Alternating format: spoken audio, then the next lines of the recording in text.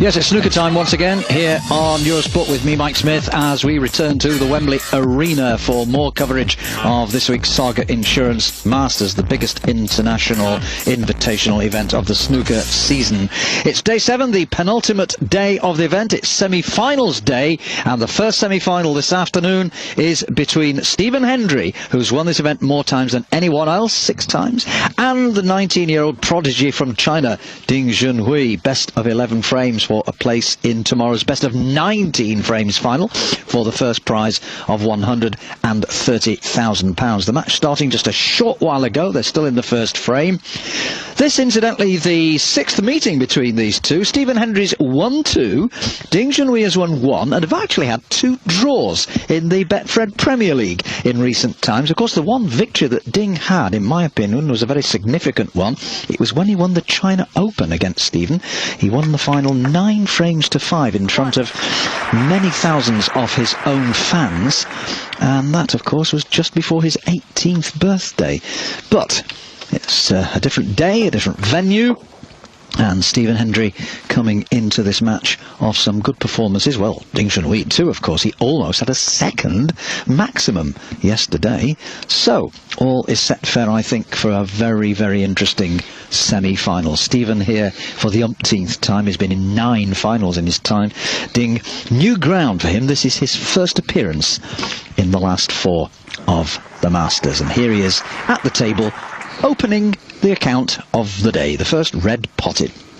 Well, good afternoon, Mike Hallett. I know you're going to look forward to this with great excitement like I am, because, as I said, it's a rematch of that great China Cup final of nearly 2 years ago, Mike. Ding will obviously have very happy memories of that. Stephen, not so.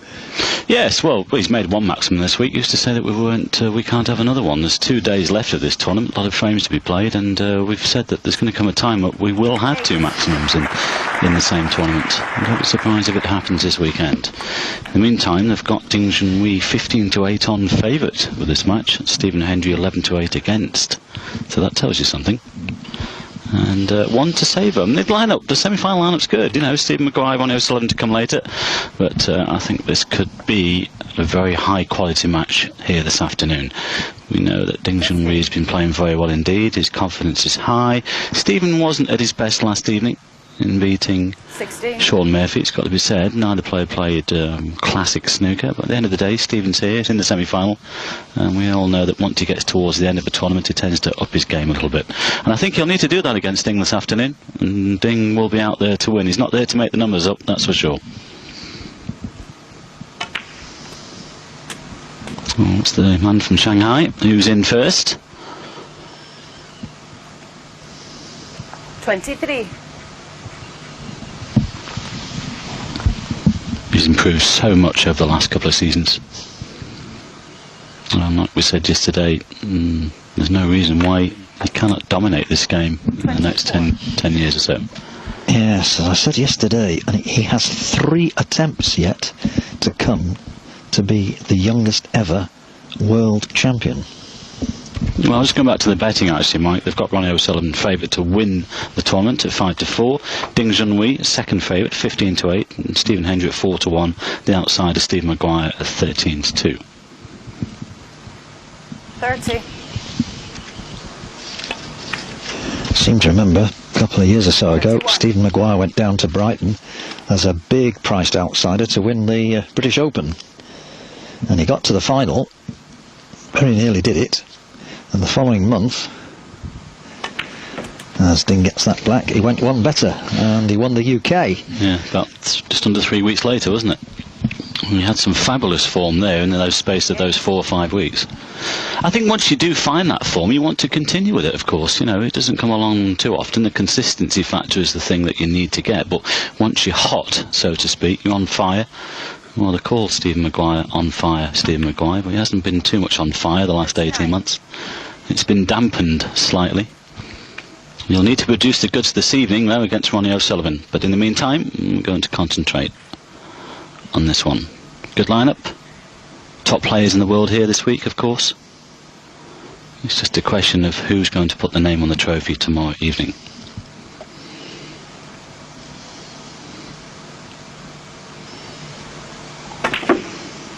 Oh, well. trying to force that to get the white off this top cushion. And forgetting to pot the black.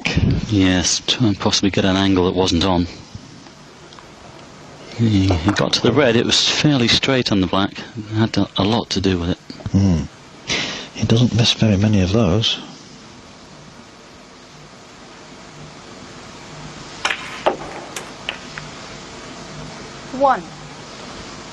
Well, Stephen just opened it with pace, played with a lot of side there.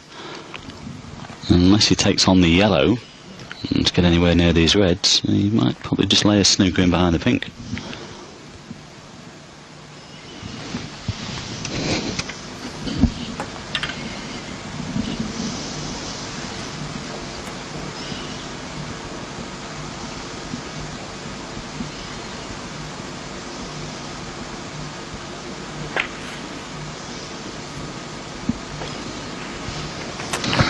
Good shot. At first glance, I thought he was too close to the pink to take it on. Excellent pot. And good position as well.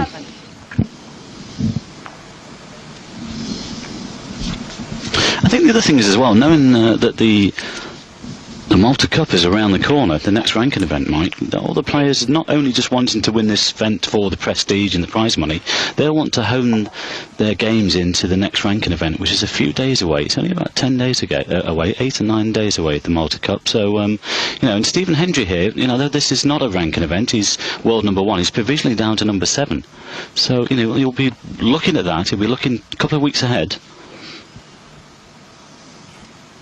But of course, this is a major event in its own right, and again, fortunate to have a good sponsor.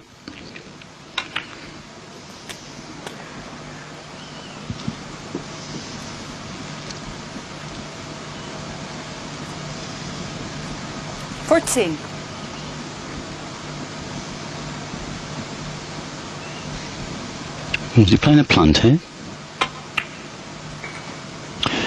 Well spotted. Just overdid it slightly with the cue ball. A little bit more work to do here. We'll have to play a cannon on something to leave the white at this end. We might be able to just drop it in, cannon into the red on the left hand side. That's perfect.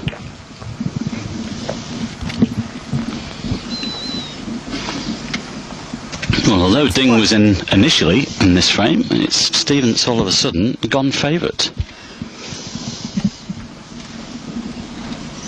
Because there are still 2 or 3 reds here that do go into corner pockets. 22. He might regret that missed black, and here it is again. Look at that. Yes, again, as we saw there, it was fairly straight, trying to power it in to get a wider angle.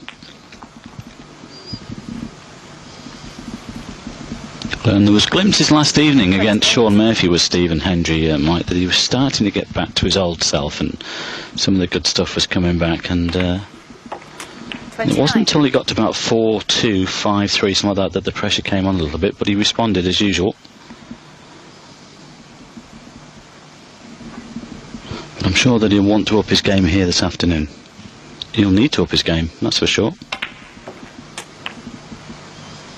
But that's when Stevens at his most dangerous.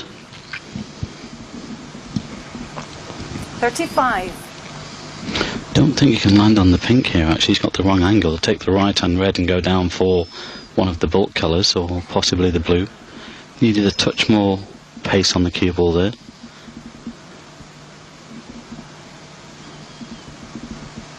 Probably play on the brown or the yellow. 36.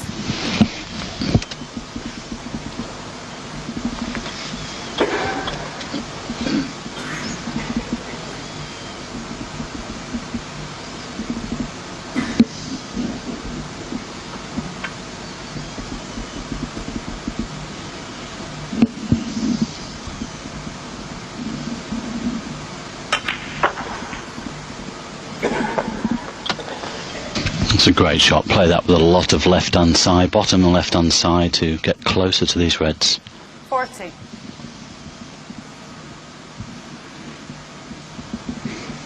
think you might be able to run off the other red here for the pink.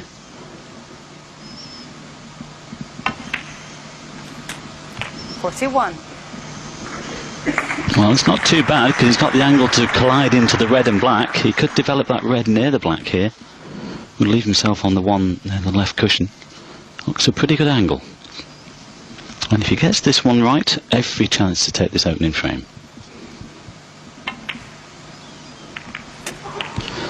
Well, that's not bad.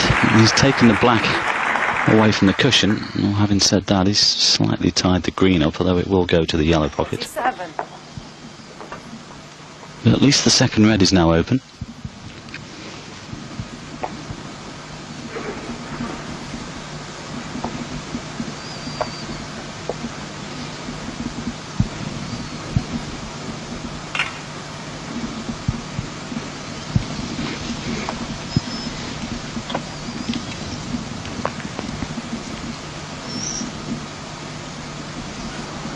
Well, three ways he can play this. He can play on the pink to the middle, or he's got the slide angle. He'd like to come back for the pink into the corner. I assume he's playing off the top cushion for the pink. Well, for the middle.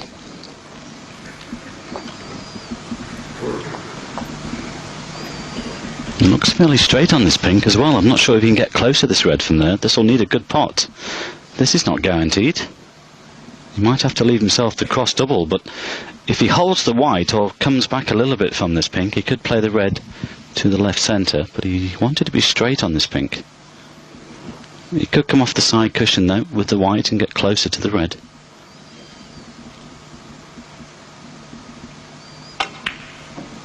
Well, that was the danger.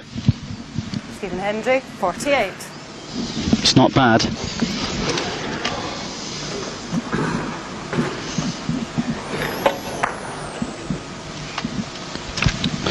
I think it was the previous red that he potted. He was undecided in which way I'm to get onto the pink. Finished in the middle of the table, and that was a tough pot, but he hasn't left the red on for Ding.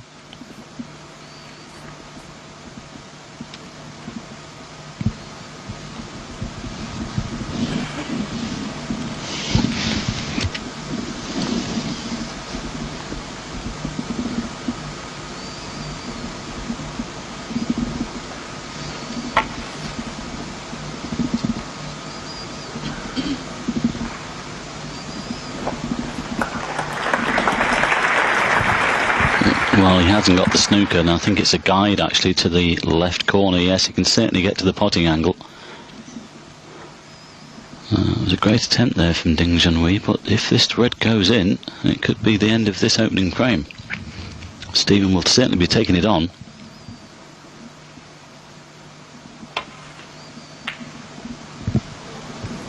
Always best to hit those on the thin side. Having said that, he's left it.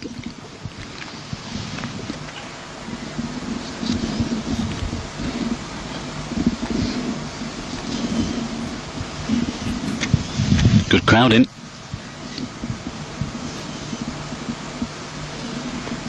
Yes, it's always been a very well supported event, this Masters.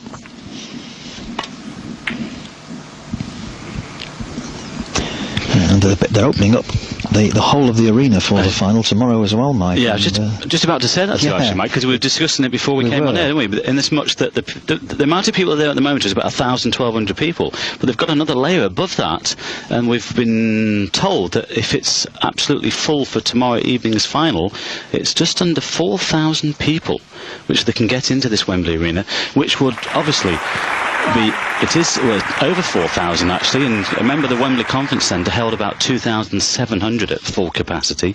That would be unbelievable in front of 4,000 people tomorrow.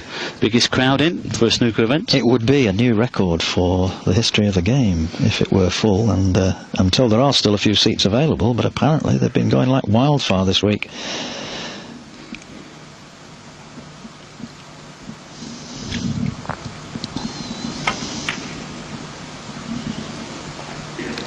Stephen Hendry, 1. Well, Stephen didn't take on the yellow there because there's no way he could get on the green, so elected to play a snooker. Just 10 points the lead. This opening frame still undecided. Ding having to swerve around the blue. Ooh, didn't get enough on it. He might hit it on the way back. No, he's just missed it on the way back. Stephen Hendry, 4.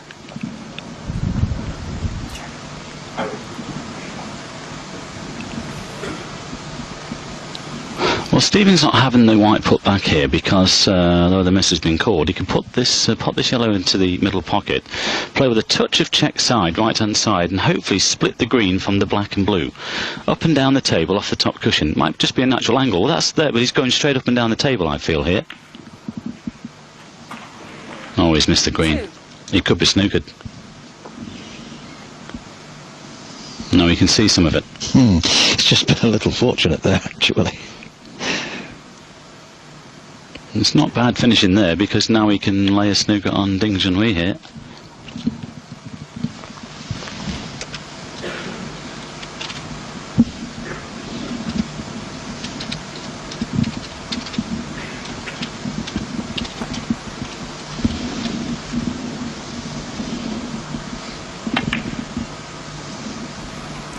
Stephen Hendry, 2.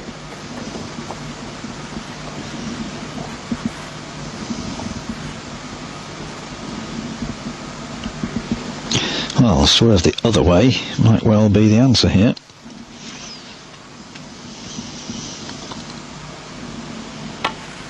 There we are. Oh, well, how about that? Well, that was a little careless from Stephen Hendry, allowing Ding to have a chance at that green. But I think he actually played that little swerve, as you mentioned, Mike. But if he can pot this brown in and stun a round for the blue into the same corner, you could pinch this one. As we said, initially it was Ding who made the early exchanges in this frame. But now Ding has gone favourite. Needs blue, pink and black. Well, good shot. Yes, he definitely had to swerve around the black.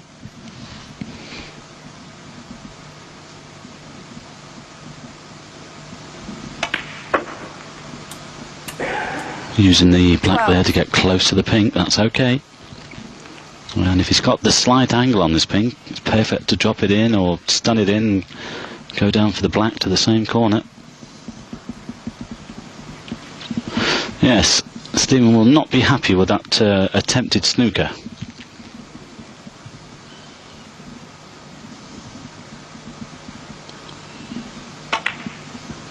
Well, he took it to the middle instead. He had the better angle to get close to the black, and there's no way he's going to miss this. So, a fairly good opening frame. We weren't quite sure which way it was going to go. Well, we know now it's gone to Ding Junhui. So the 19-year-old opens his account against the man who has won this title 6 times, more than anybody else. So we'll head for a short commercial break. There's the scoreline. Stephen Hendry 0, Ding Junhui 1, and frame number 2 is coming your way in just a moment.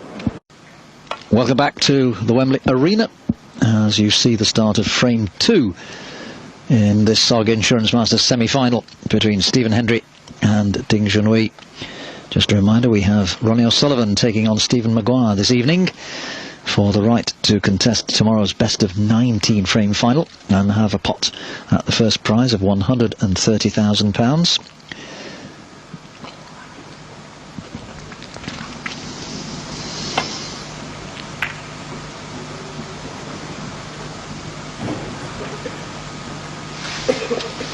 Yes, imagine if Ding were to win the title. With the maximum break he holds already, as we look at Stephen, £165,000. It's not a bad week's work, is it? We thought he might be sharing that high break prize with himself yesterday. His brother. When he was on his way to what would have been a historic second maximum. 14 reds, 13 blacks. Oh, well, still time yet. And still some big hitters left. Oh. Well, Stephen Hendry 4. Well, I didn't expect that, and I don't think Ding did either. Well, quickest way to get the white back to the bulk area. Left Stephen a couple of reds onto the corner there. Well, I'm sure he's happy to pinch that opening frame. Won't be too happy with that shot. Just obviously caught the red too thick. He's so laid back, isn't he? You can't tell what he's thinking.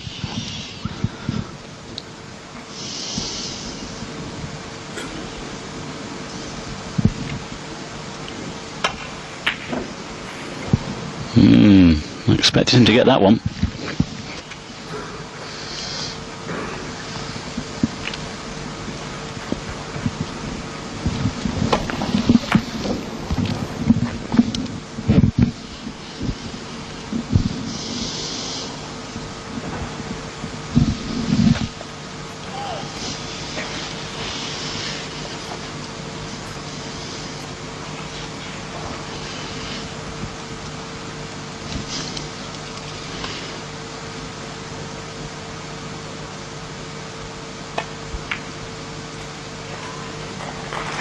1. Well, it wasn't clean, but it went in.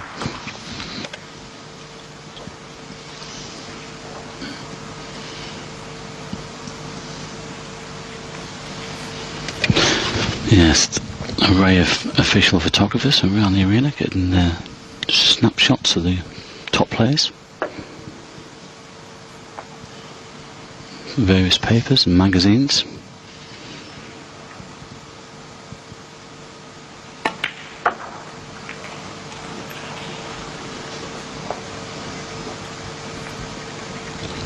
Well, needed to just drift past the blue for that red to the centre, but he's still got one down here to the corner. I think the black is available to the left-hand corner.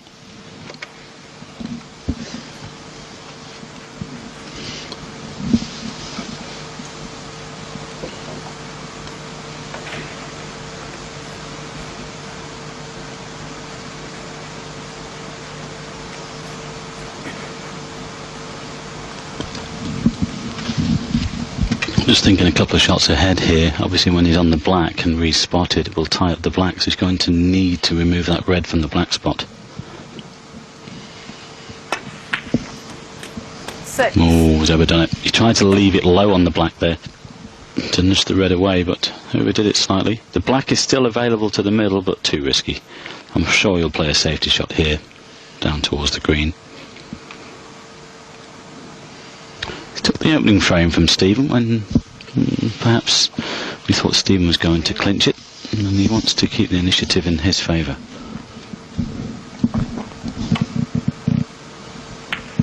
I think the thing is in this match, and that you could see it in the first frame there, Mike, in as much that Stephen will be looking to stamp his authority on this match, of course, but he also knows that if he makes too many mistakes, this young man will punish him severely. Yes, I'm sure that's exactly the way he's thinking, but he didn't totally stamp his authority on that first frame, did he? A loose snooker that he played, allowing Ding to come in. I know, strictly speaking, the pot that Ding got from that swerve was a little bit of a fluke, but he shouldn't have even had the opportunity to hit the object ball.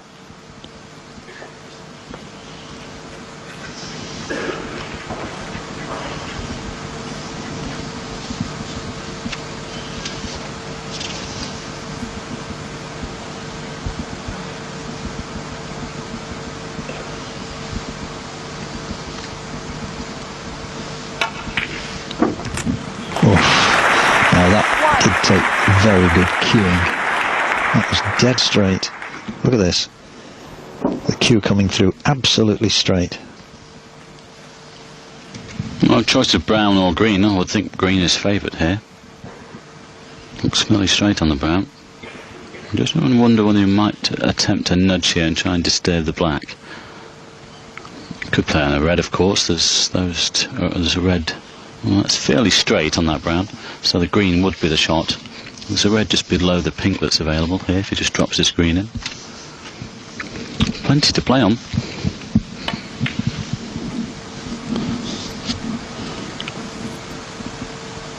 Well, that's not very good. I think he played on the one that's just above the black. He didn't need that nudge, he needed to come past those. I don't think he's on a red here. There's nothing there. Yes, he played on the right and red, those two just near the black there. But he needed to avoid that red he just hit, so I think just a safety now. Oh, can he get through the gap here? There is one there, in fact. Well, that was a bonus.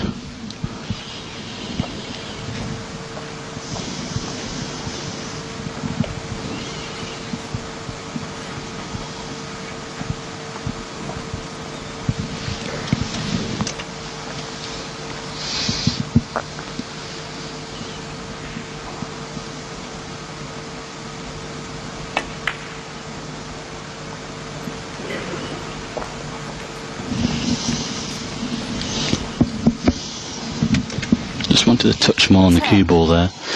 He's got a bit to do here to get on the next colour, because in potting this red he's going to be colliding into a couple of reds.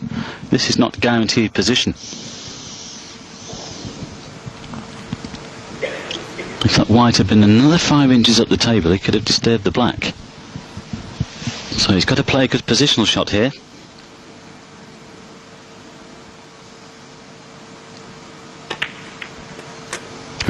11. I think his intention was to try and get on the pink to the middle there.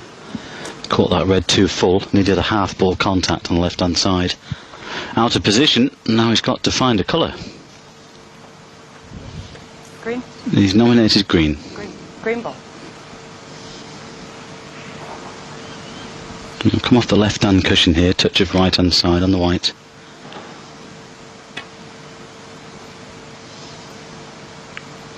Well played. One thing I noticed last evening, I don't know if you knew that, Junhui had an interview actually. First interview in the UK in English. I think possibly, was it, or sometime this week, because his English is getting better, he's learning the English, you know, and everything like that, but he's not done too many interviews this year, since he came on the scene. That's true. He's been a little slow in learning English, I must say, although I did hear him say a little bit at the end of the Northern Ireland Trophy, which he won back in August. He did say a few words on that occasion after beating Ronnie O'Sullivan.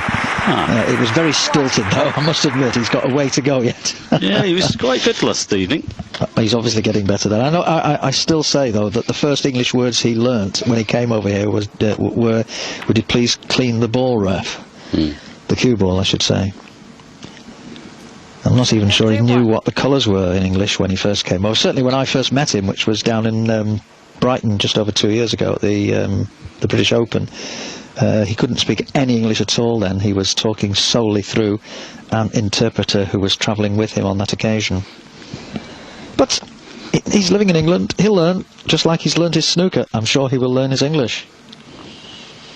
Might even pass on a bit of Chinese to some of his fellow snooker players. Why not? After all, they're going over there for the China Open.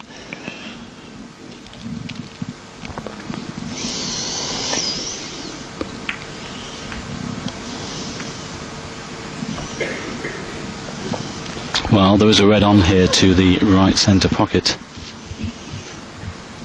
Couldn't do much more with that. There's two actually, one just below the pink and the one that's fairly, well, it's straighter.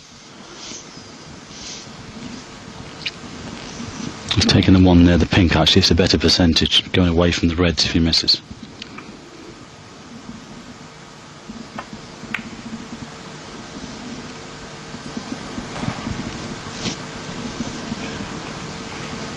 Well, Stephen, has left this red onto the corner.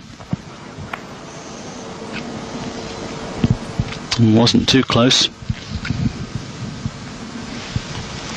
Just one player needing to get in here because all the reds are open.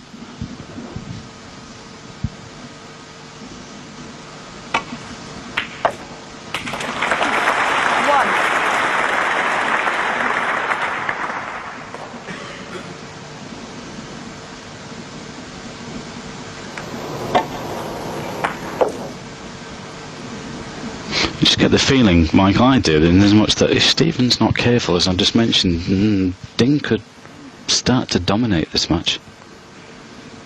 Which he did in the China Open almost 2 years ago. He was being almost roared on by the home crowd on that occasion, if you remember. Well, it does help, doesn't it? Played some great stuff, though. Indeed he did. Stephen admitted he was totally outplayed. Nice on the pink. There's a good chance to put the second frame on the board. Fine, the black's out of commission, but blue and pink are available. And they would be enough. You can certainly put enough points together here to take this second frame.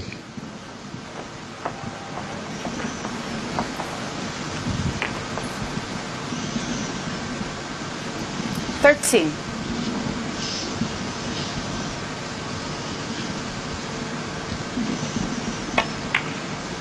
14.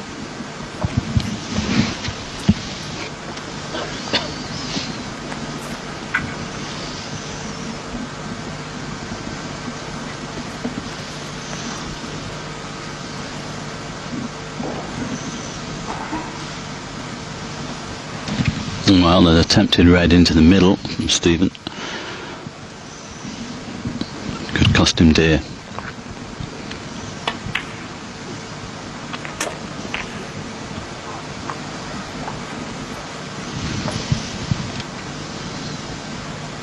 20.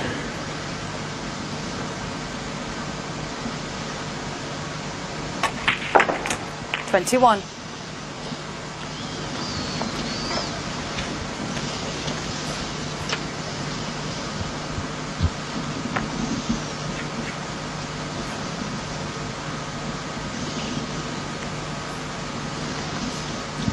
Just needed to bring that white over a touch more. I wanted to be straight on this pink. Bit more to do to get position on the next red now. Could start off the top cushion.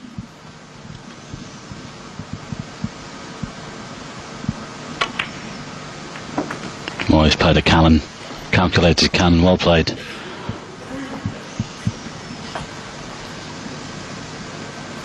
Well, a 39-point lead with 4 reds to go at. And doesn't need the one near the black. 28. He's overdone that slightly, but he's still got the blue to the corner.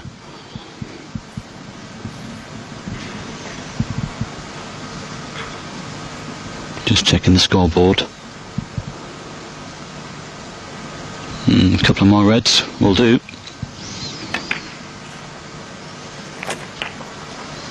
And at the moment, he doesn't look like he's going to make a mistake. Wish I hadn't said that now. I'm sure he's not going to let us down. Correction, letting you down. You said it. There you go, you got that one. Let me off the hook there. How many times do we say things like that and then things happen? Blue is the better shot here to get close to the reds. 2 straight on the pink, so just in and out of bulk with the white. Come down this right-hand side cushion. Anywhere close to those reds, he should be on both of these reds, and he only needs one of them to secure this second frame. Well, Stephen gave him the chance, and he's taken these well so far. That's just about perfect. It is perfect. 39. 51 ahead, 51 remaining, so this is frame ball.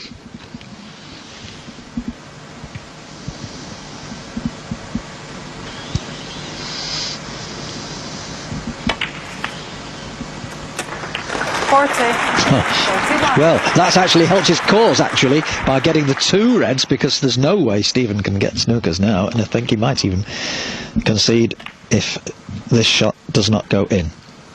I'm sure he will. Junhui, 41, And the frame, indeed so. So, a very good start by Ding, and Stephen already 2 frames down in a best of 11. I know there's still some way to go, but I think it's fair to say some cause for concern in the Scotsman's camp. Stephen Hendry 0 then, Ding Junhui 2, as we take a short break. Welcome back to the Wembley Arena as frame 3 gets underway in this semi-final here in this Saga Insurance Masters. Stephen Hendry 0, Ding Junhui 2. Are we going to see a repeat of the final of the China Open nearly 2 years ago when Ding overwhelmed Stephen? We shall see. Well, good break-off shot from Stephen though. Can't get better than that, him behind the green.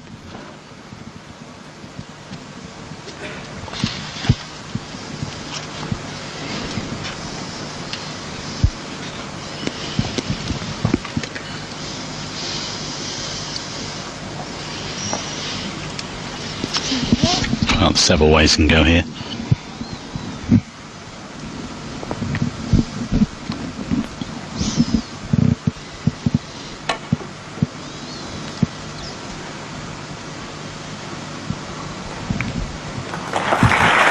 Pretty good.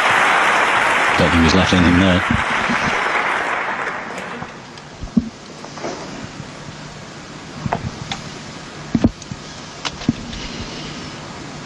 No, just a safety from Stephen then. I think Stephen, for his own mind, needs to get this frame under his belt. Should have won the first. Didn't have much chance in the second because he missed that red to the middle and then Ding punished him severely. But Stephen definitely needs to get this one under his belt. 3-0 is not a big concern with the best of 11, but you won't want to have him to start to come back from there. An interesting statistic for you, Mike. Stephen has previously contested 10 semi-finals in the Masters over the years, and only once on those 10 occasions has he lost and failed to get to the final.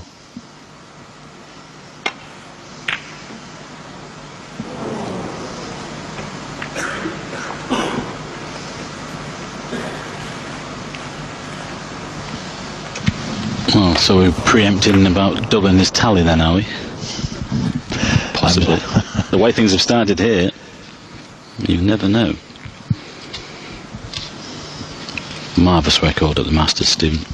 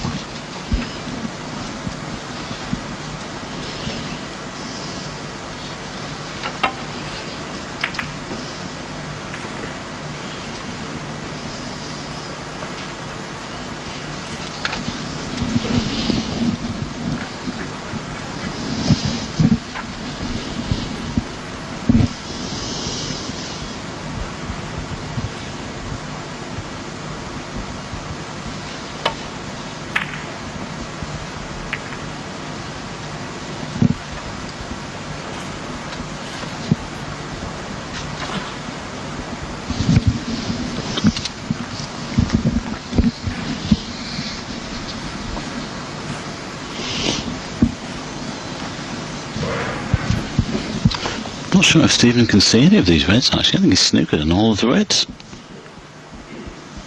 Blue's stopping, well, you can see that one on the top cushion, but that's no good to him. There's no way he can get back to the ball carrier from that, so possibly you're looking to play on one dead weight.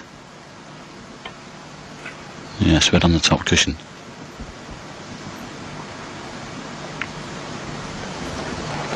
About the best he could do from there. I think he might just slide off the red near the pink here. Try and open the pink up. Just push the pink down into the middle of the table. Try and get in behind the yellow.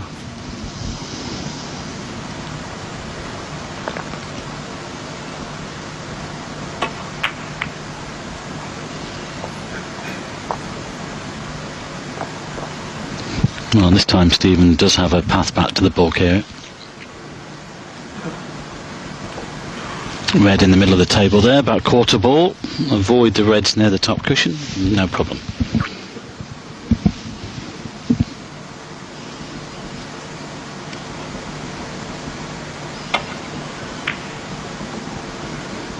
This looks pretty good.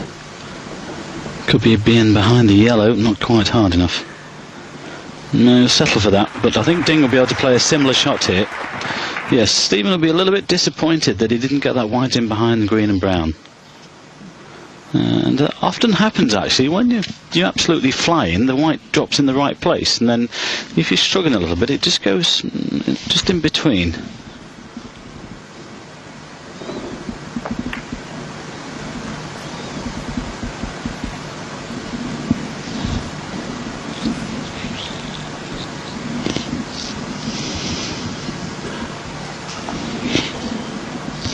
This time played with a lot of left hand side, just swing the white around the table off 2 or 3 cushions.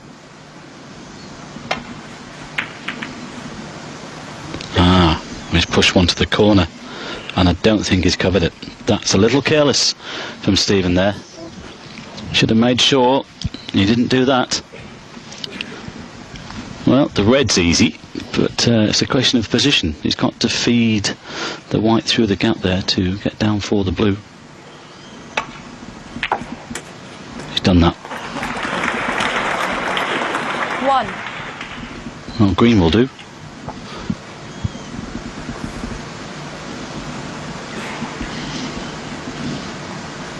Green looks a little bit on the straight side, Mike. Maybe yellow's got the better angle. White's a bit close to the cushion as well, isn't it? He might be elevating the cue. Well, I think he's taken the yellow on. He's got the better angle to get close to the reds. Ooh. Junhui, 1.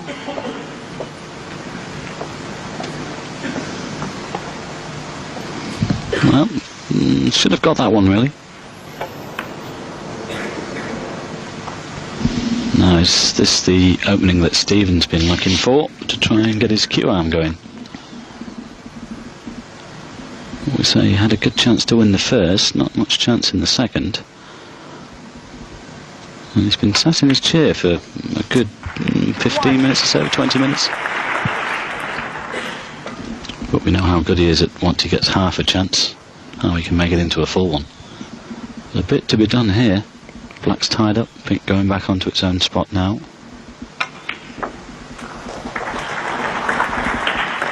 And he did that cue ball down, another 3 or 4 inches there.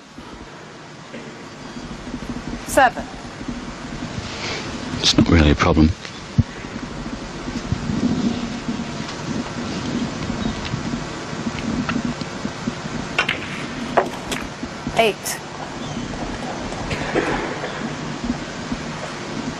Well, there's a red just left of the black where the ball go. Also the one that's nearest the pocket as well if Stephen brings the cue ball down far enough.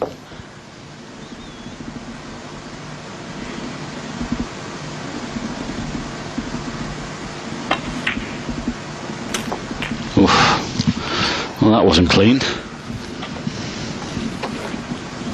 Let's have a look at this one again. 14. I thought he'd missed that for a minute.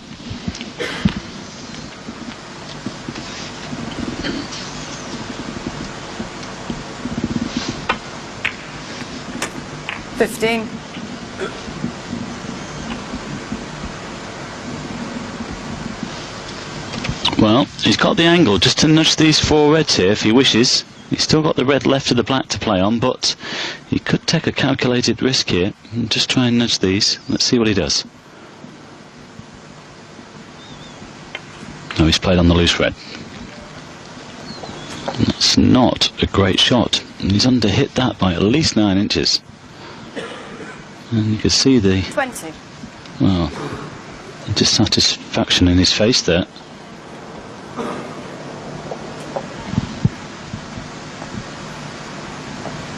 Don't think you can see enough to pot the one to the left corner.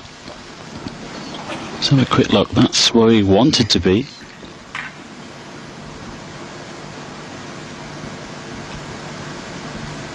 Because he's not guaranteed to be on a colour.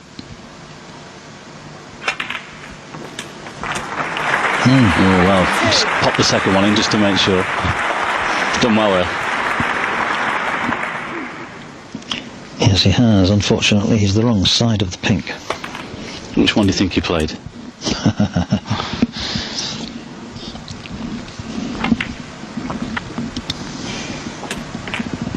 Well, he's done well to hold it there off the blue. Well, this is not guaranteed.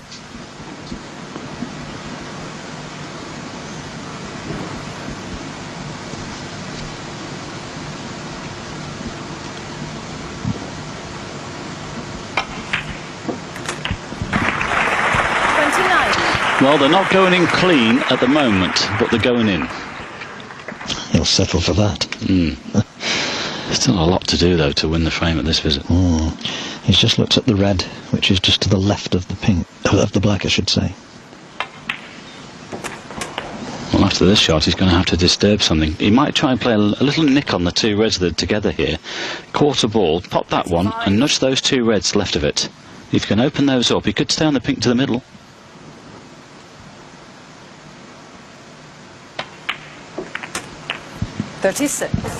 Good shot.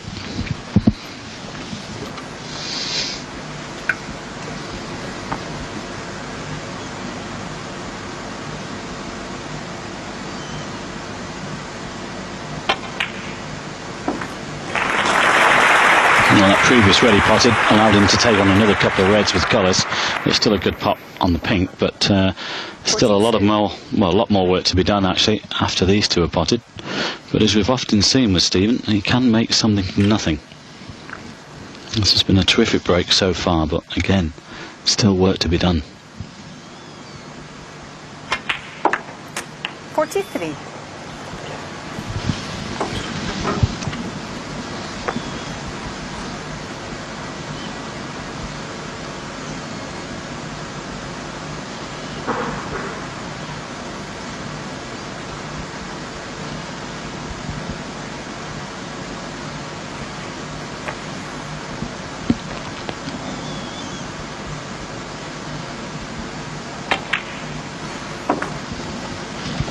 It's a clever shot. Elected to hold the spot there.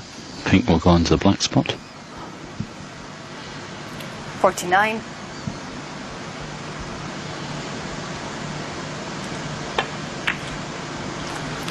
50. Well, he hasn't got the angle to run through into the red. He's going to have to come off the side cushion here to disturb something. He wanted that white to be a touch higher. Well, he's got the angle to come off the side cushion with topspin. He missed a pink for a 50 break in the opening frame.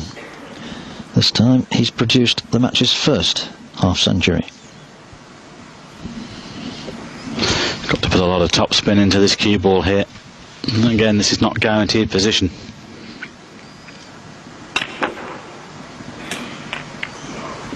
Ooh, if he'd have missed the black, he would certainly have split the two reds with his nose to. That is end of break. 56.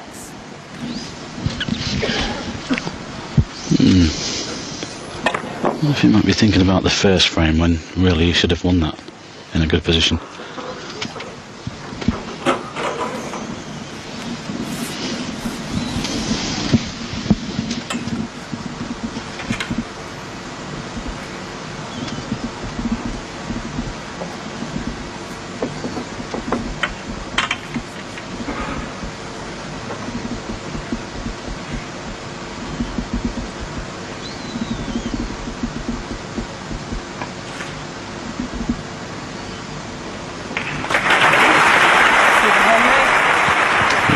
Clever shot.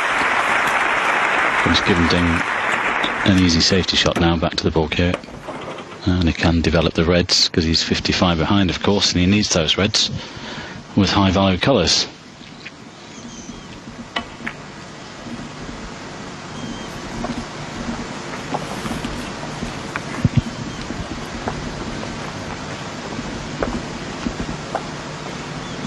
Stephen won't go anywhere near these four reds down here, just leave those alone, play the single red.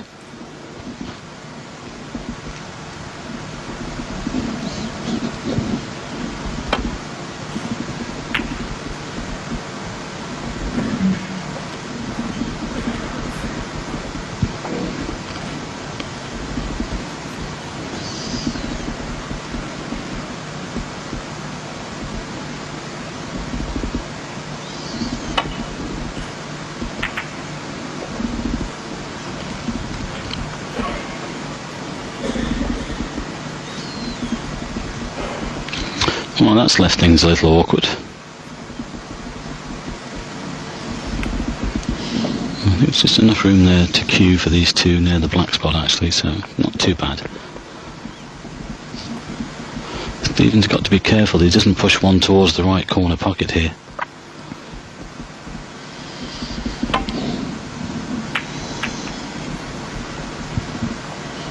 And that's okay.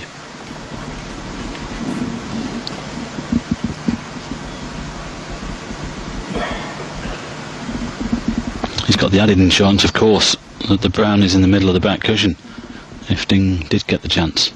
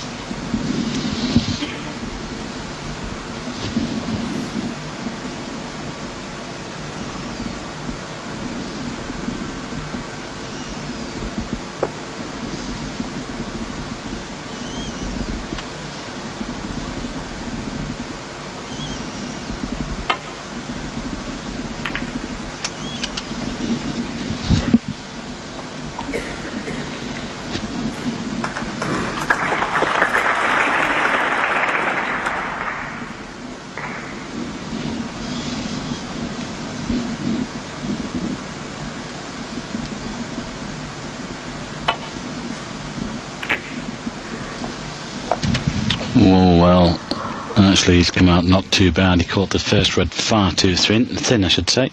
Double kiss the second, but he'll be reasonably happy where it's finished.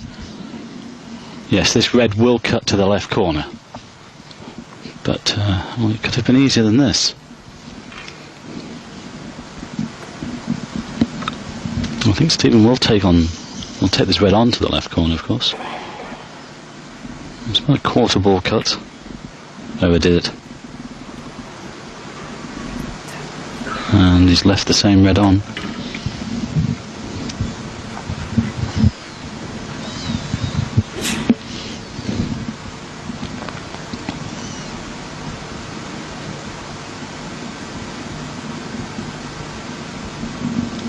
He's got to avoid the red that's on the top cushion. I think if he gets to the potting angle here, I think he can just do that.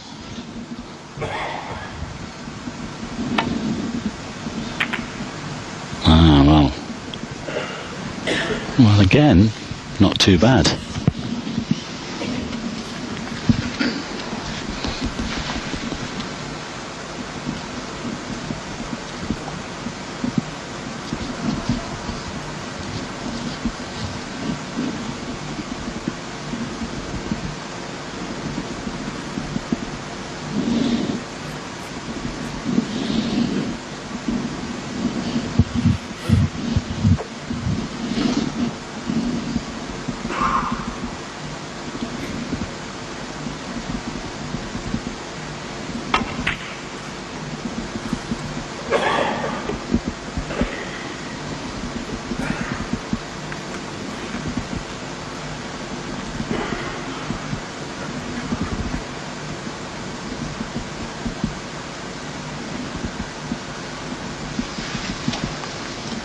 Well, this red to the left corner is cuttable.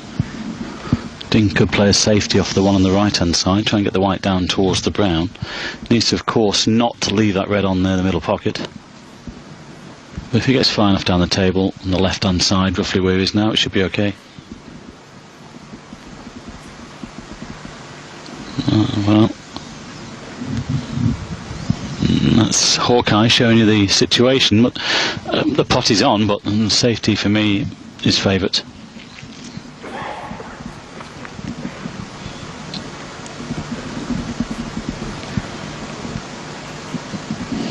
Yeah, so long as he gets the white anywhere near the back of the green, between green and brown, it should be okay there.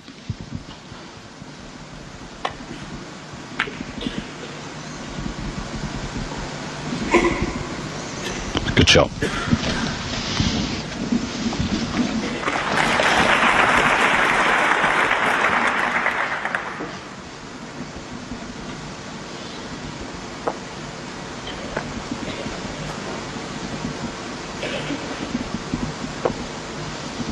Stephen looking to negotiate the white between the reds and the pink here. Back to the bulk cushion.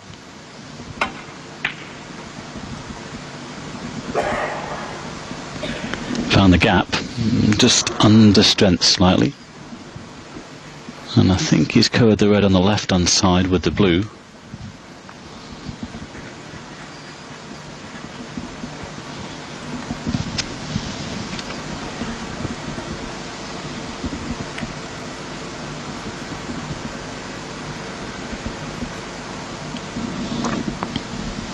Well, perhaps not.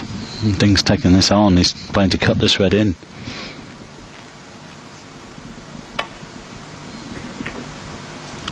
It's a fine shot. Yes, I think it was just the breeze that moved it there. Well, he's covered it. And Stephen can play cushion first, but he's got the option of a red to the other corner. And if this goes in and gets on the pink, then this frame is over.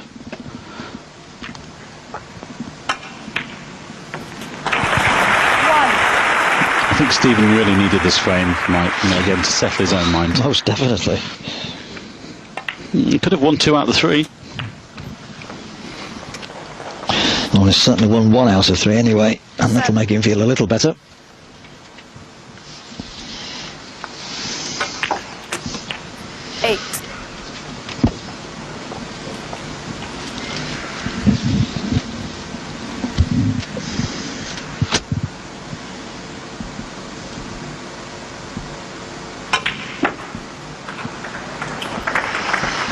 Played that with a lot of check side to hold the white up at this end of the table. He wanted it to run past the pink spot though. The frame should be safe though now with only 3 reds on. Frame conceded. Yes, indeed it is. So it was the 56 break earlier from Stephen, which was the foundation for that particular frame victory, and he'll be mighty relieved that he's got it too after losing the first one to the young man from China. So, as we head for another short break, it's Stephen Hendry 1, Ding Junhui 2, and we've got frame 4 coming your way just after this. Stephen Hendry facing Ding Junhui here for a place in the final of this week's Saga Insurance Masters, trailing the man from China by 2 frames to 1. Very anxious, I'm sure, as we head towards the mid-session interval to try his utmost to go into that break all square. Yes, I wouldn't say he's weathered the storm, Stephen, but I'm sure he's glad to be 2-1 and not 3-0. Controlled that frame a lot better than he has done with the others, actually. Needs to do the same here. 2-all, everything to play for in the second half. Chance here then for a pot into the corner. Normally he eats these. He's changed his diet.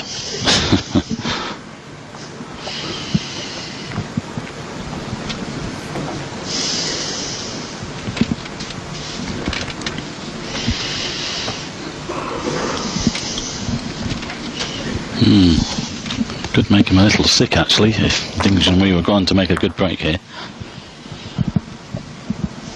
We've seen him knock a few of those in this week. Not on that occasion. Ding can pop this red, screw around the black for the same corner.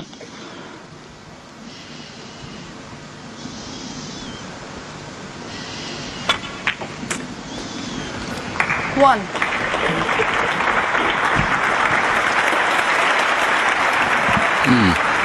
Possible another maximum? You can say that whenever the first red goes down now, can't you? But look at the way the reds are spread. Yesterday, Joe Johnson actually said, when Ding potted the first red of that possible second maximum, he said the reds are all on for a maximum, and he wasn't far wrong. Well, just look at these here. These are also. Okay, at some stage, he's going to need to remove that red from the black spot. Now then, has he got the angle? Yes, that's the offending red. Has he got the angle to just stun through the gap here, past the pink for the black again? His priority is to win the frame, of course, but if there is a chance of a maximum, why not? That would be unbelievable. 2 by the same player in the same event. He's thinking about it. Don't you worry. And that red will be moved away from the black here after this shot. Wanting to turn this red over, what we call just a little cannon here to make it potable into the same corner here. Wow, the reds are all in the middle of the table. I know it's early doors, but why not?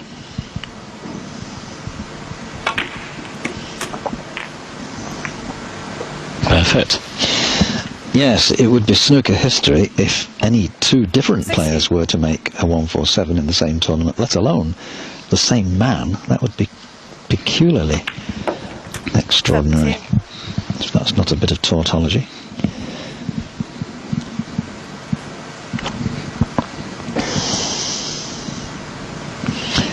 As you say, Mike, a little early yet. A little early. Well, I would think that the journalists have already got their fingers on the keyboard and the laptops, beginning to write the script just in case.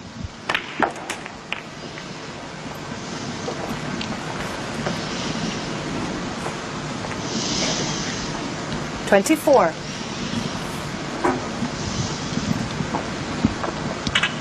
Again, the priority is to win the frame first. Once you pass that winning line, 75 points or so, then you can concentrate on the maximum. But I'm sure that Ding is aware with the balls situated where they are, although he hasn't played that one very well. He's overdone that, left himself awkward queuing. He will not be happy with that. He'll still take the black on, but now it's missable. Well, white's pinged off that cushion. I've seen 1 or 2 like that this week that just have come off the cushion twice as fast as they've gone on. It does happen. I still think he'll take the black on.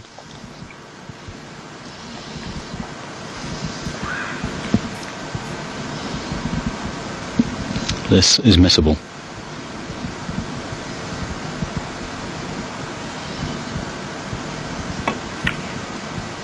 He's missed it. Oh, I was with you there, Mike. Well, it was only the pace and touch hard, and that wouldn't have got in. I thought there's no way that's good. That should go in. 32. Well, we've said that this cloth that we're using it leaves the angles a little bit on the soft side, and that for me shouldn't have gone in. The question is, where's his next red going to come from if he wants to stay on the black? Well, there's one in the middle now, but I mean, you can stay. You can get on the pink. This is difficult.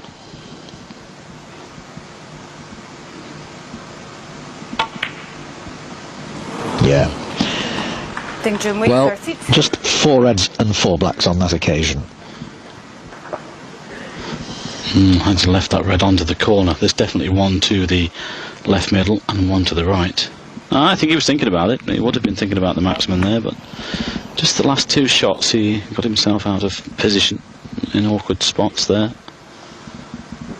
Stephen looking at this red to the left centre.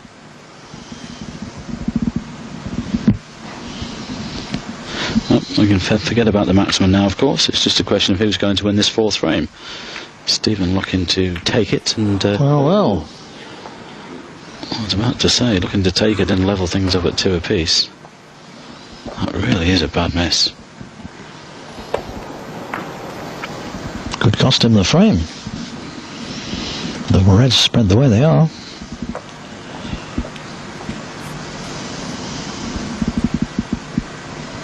Oh, this is a thin cut.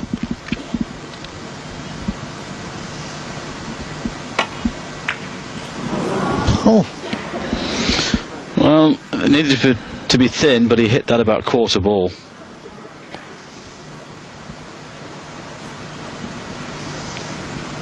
I think there's been more mistakes in this frame so far than there has been in the last 3. This red is on to the middle pocket.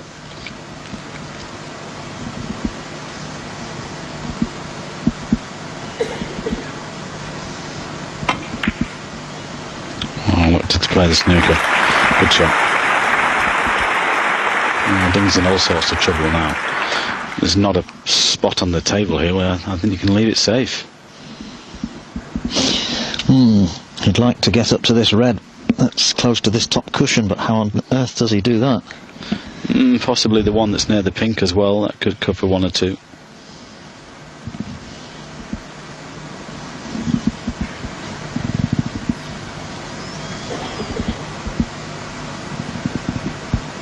I'm with you here, Mike. I think he's trying to get to this red near the top cushion. Oh, no. Well, he hit one on the way anyway, so no problem. Well, hang on. Look where it's finished. That's not bad at all. Lucky man. He'll settle for that. Certainly will.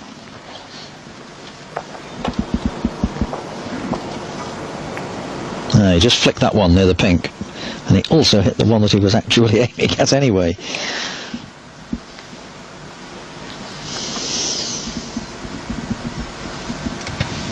Yes, I think Stephen must have thought he was entitled to be on a red there from that snooker.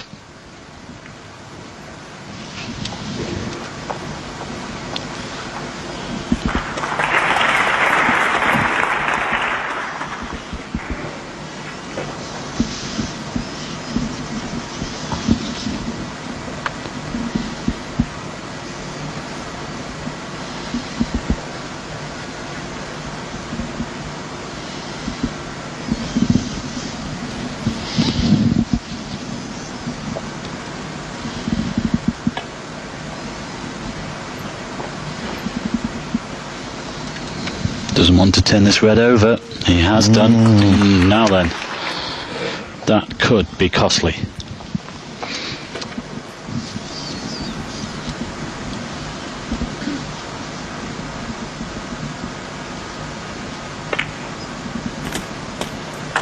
One.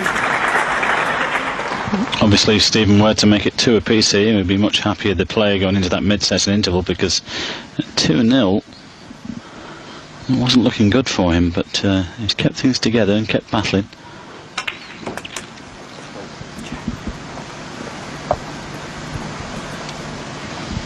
It's great winning matches when you're in top gear, when you're playing well, but you've got to battle sometimes and eke out those victories. And more so these days, Stephen having to do that. He's not quite as fluent as he used to be, scoring-wise. He's such a great competitor. You 9. just can't keep him down. Perhaps a little nudge into the reds here. And he's just holding the white in the middle of the table.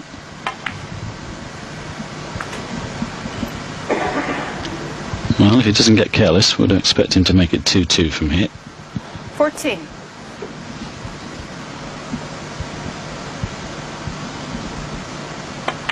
Funny, isn't it, Mike? They miss a ball and that's it, frame over. We expect so much from these lads, and the standard's so high. Well, we have seen it go that way on many occasions.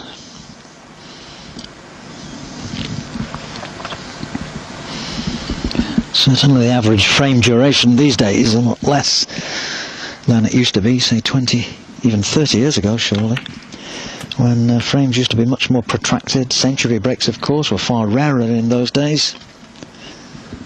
Well, I think it changed probably 10 or 12 years ago when this man came on the scene as well, and probably a little bit earlier than that. It went from a tactical game to a power scoring game, didn't it? The modern players like to get the balls open as fast as possible and win frames in one visit. I remember when I used to practice with Stephen up in Stirling there, you know, hours and hours, and every frame, Mike, he was looking to win it in one visit. And looking to clear, not only when he'd won the frame at 80 points, he was looking to clear the table all the time, and the rest is history. Yes, that's why he currently stands on 698 competitive centuries. Yes, 2 away from the magical 700. 29. Quite remarkable. I think he will break that record this week. 30. Depends if he's in the final tomorrow.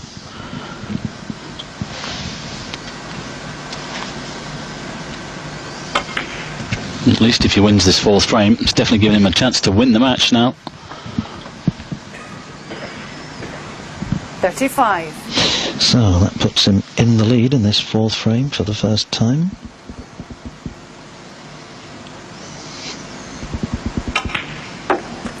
$36. Oh, we wanted that white to go a little bit further. It sounded like a heavy contact there. Just drop the blue in, leave himself the red to the corner.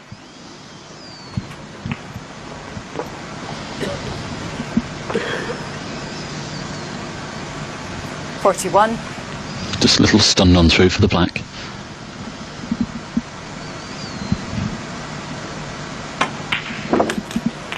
$42. Well, didn't hit that very well. That was an awful shot. The red went in the corner, didn't come through with the white enough. Now he's given himself a much more difficult shot here. He's going to have to play this with a lot of right hand side, and again this is missable. Oh, he got a kick. Got a massive kick. Hendry, 42. He will not be best pleased. Well, I suppose in one way he didn't contact the reds anyway. Yes, that was not Stephen's fault there. He got a heavy kick through the black off line.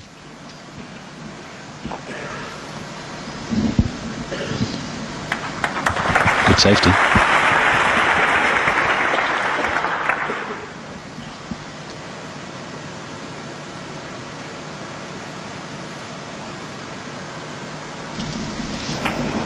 Yes, there it is again, and black eventually finishing way, way off the pocket.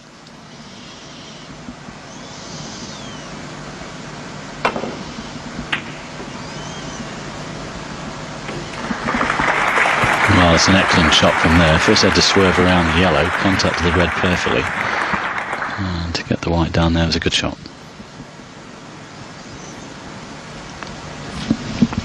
Although, the red below the pink is a shot to nothing.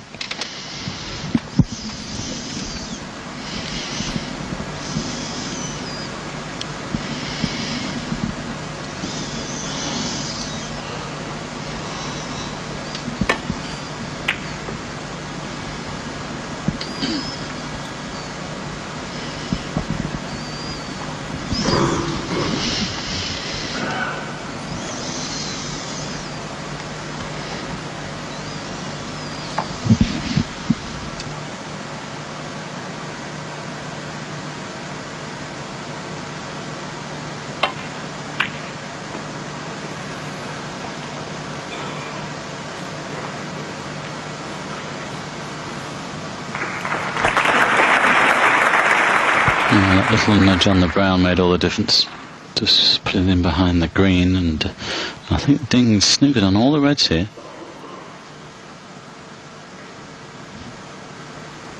We might need to find a cushion. Well, he's coming off the top cushion here with right hand side on the white. Great shot. That really was well played. As Thornton would have proud of that, been very proud of that. Okay, nearly went it off, but the way he played that off the two cushions was super. Oh. Yes, sorry, just off the one cushion.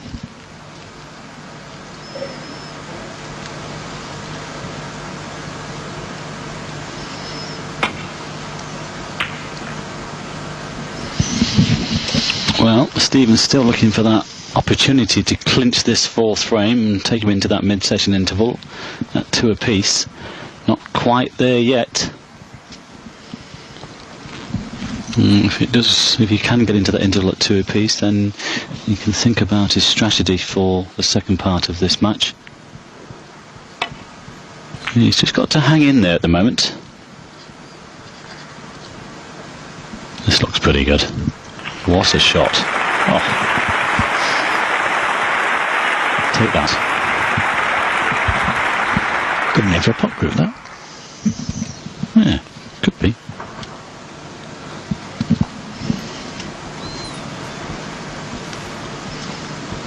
Do you mean second time around?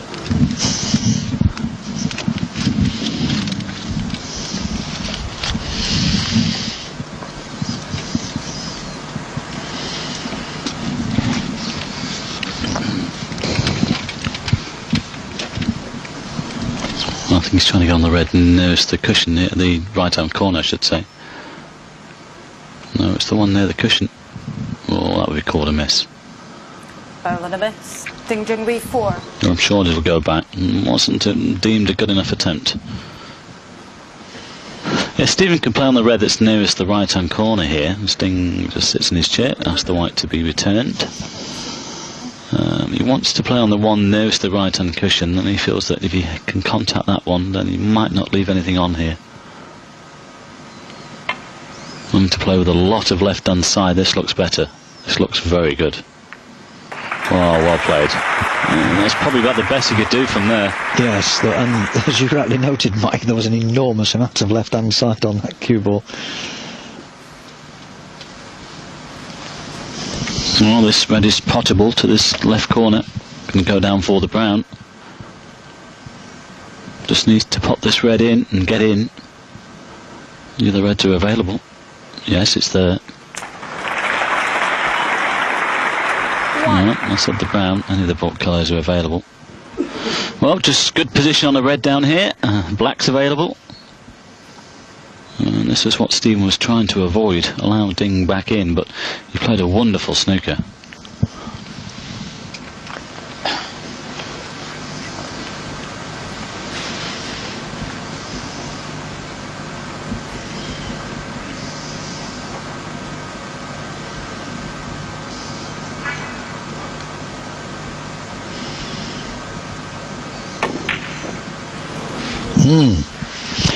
Concentrating very much on coming up the table for position on a red, and consequently forgetting to pop the yellow. Just wonder if Stephen's on this red near the black. If not, he's got away with that.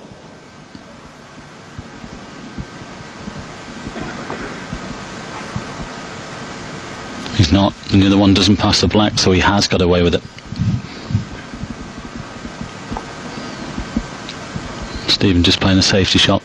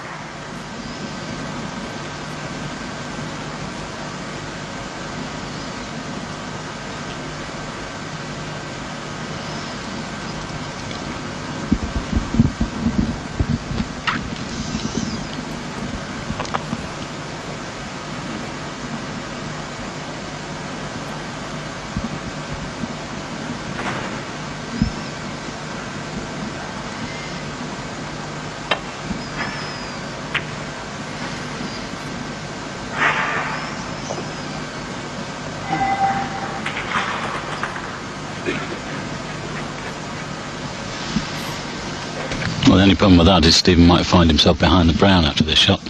Ding will take one of these reds off the cushion.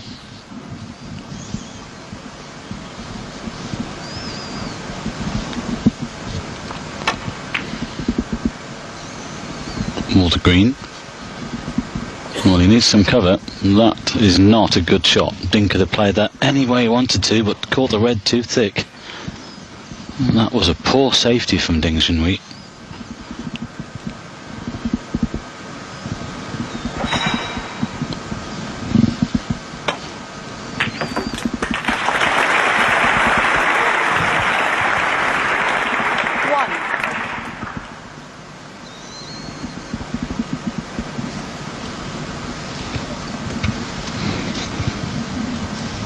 Well, these are always awkward, queuing over the middle pocket.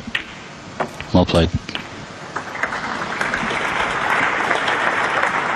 Now, if Stephen can pop this red in to screw the white back 2 or 3 inches, he's got the perfect angle from the black to disturb that last red. And this frame will be about the next shot after this one. Well, it won't be if he doesn't pop the red. Well, I am surprised at that. Me too. Dead straight, 18 inches away. Bad miss.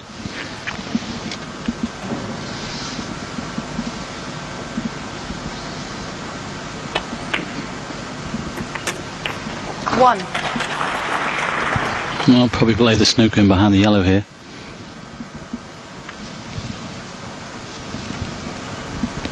Made all the difference missing that red there, Stephen, doing that, Mike, because he lost control of the table as well.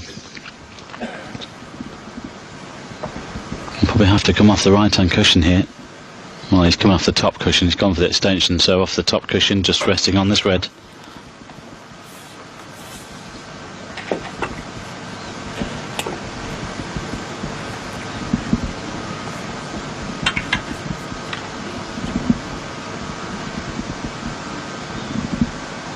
Let's see if we've got the line right. Perfect. Having said that, he's left the red on to the corner. Ding only has to drop this red in and be on the blue. Yellow's available.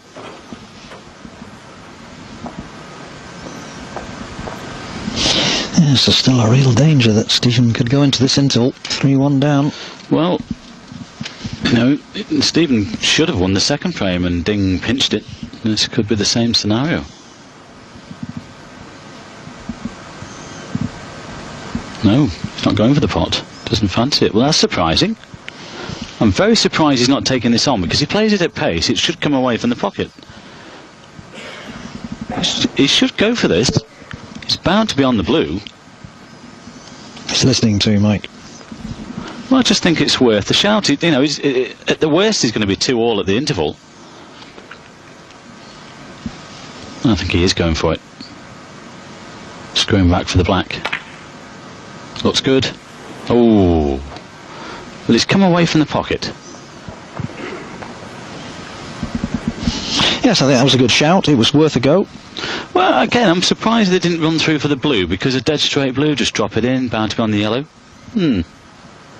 Anyway, this fourth frame still to be decided. Only 9 points in it. All the colours in the open, so one mistake from either player, and it could be end of frame.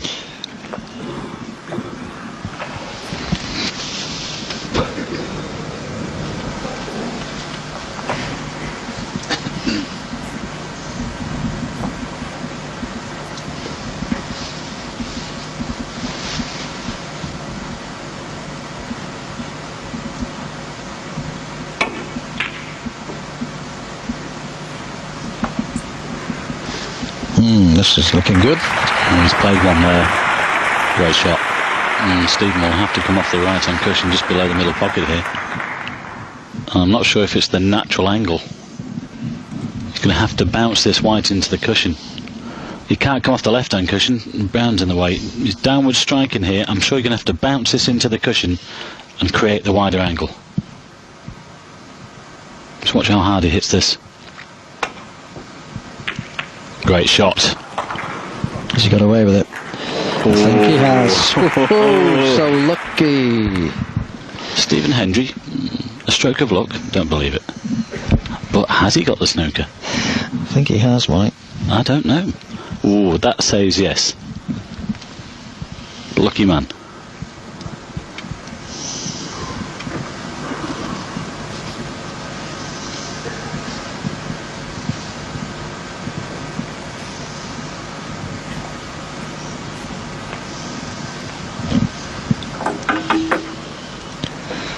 Yes, there's not a lot in it, is there? But these fractions make such a difference in this game.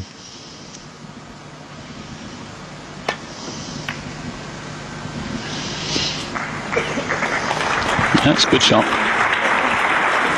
And so again then, this fourth frame to be decided.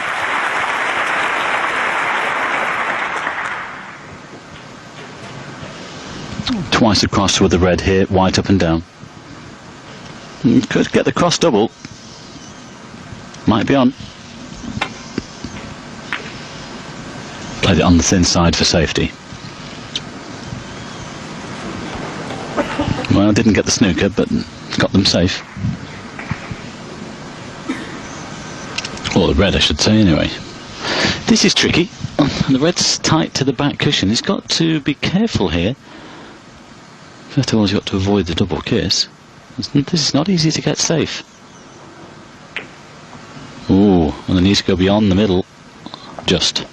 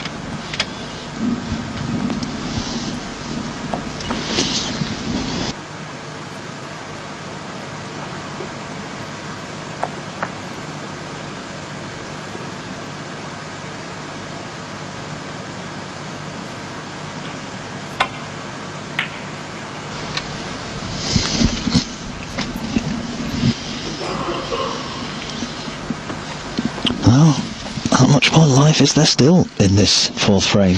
Well, it must be a good 7 or 8, 9 minutes since the last pot was made in this frame. Important frame for Stephen, of course, to make it 2 apiece.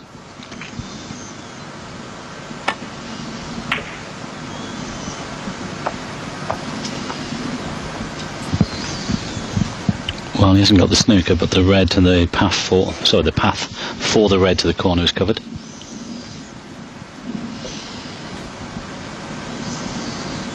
Well, Stephen could come off this red thin, white up and down, red across the table, or up and down with the red.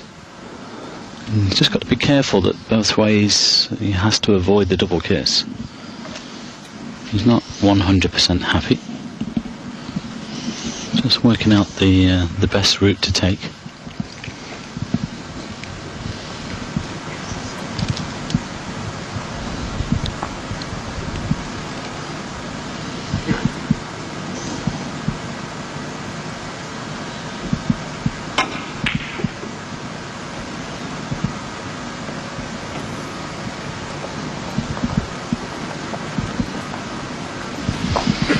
Well, he opted to go that way, but he hasn't covered the red. This is on. It's not an easy pot from distance, but it's a chance.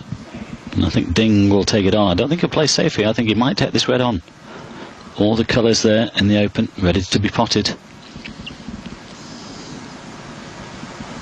He's taking this on.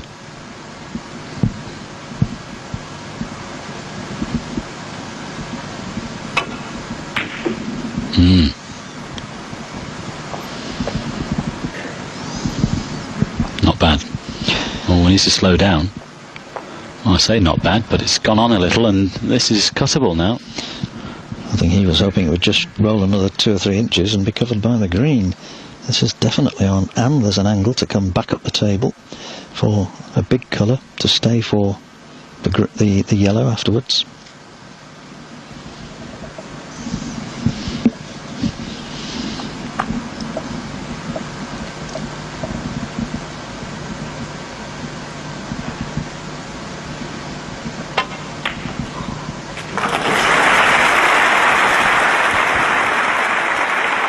Well, I thought there might be a chance of the in off, but it's okay.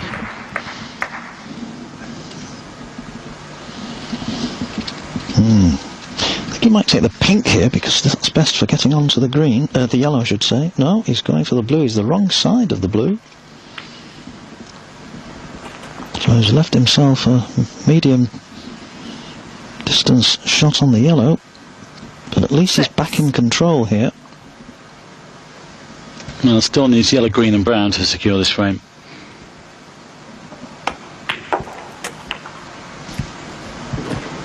Needs to avoid the blue.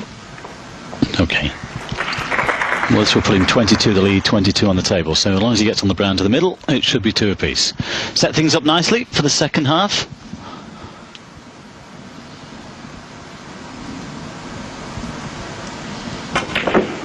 Oh, well.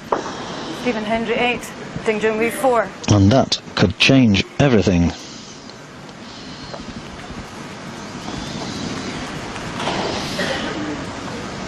Well, not often you see that from Stephen. It's obviously kicked and bounced and wobbled in the jaw and gone off the table, but normally he strokes those in. He had to play with a bit of power to get towards the brown, of course, but, wow. That's just given Ding, of course it's given Ding the chance to pinch this 4th frame. Yes, and that'll upset Stephen. He was 2 shots away from his cup of tea there, but now Ding is 5 shots away from a 3-1 lead.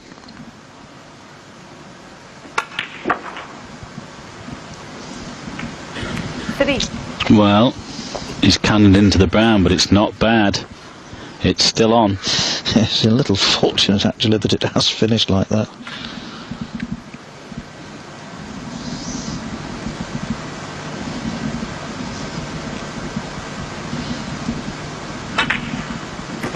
Good shot with the left hand. He's controlled the cue ball very, very well.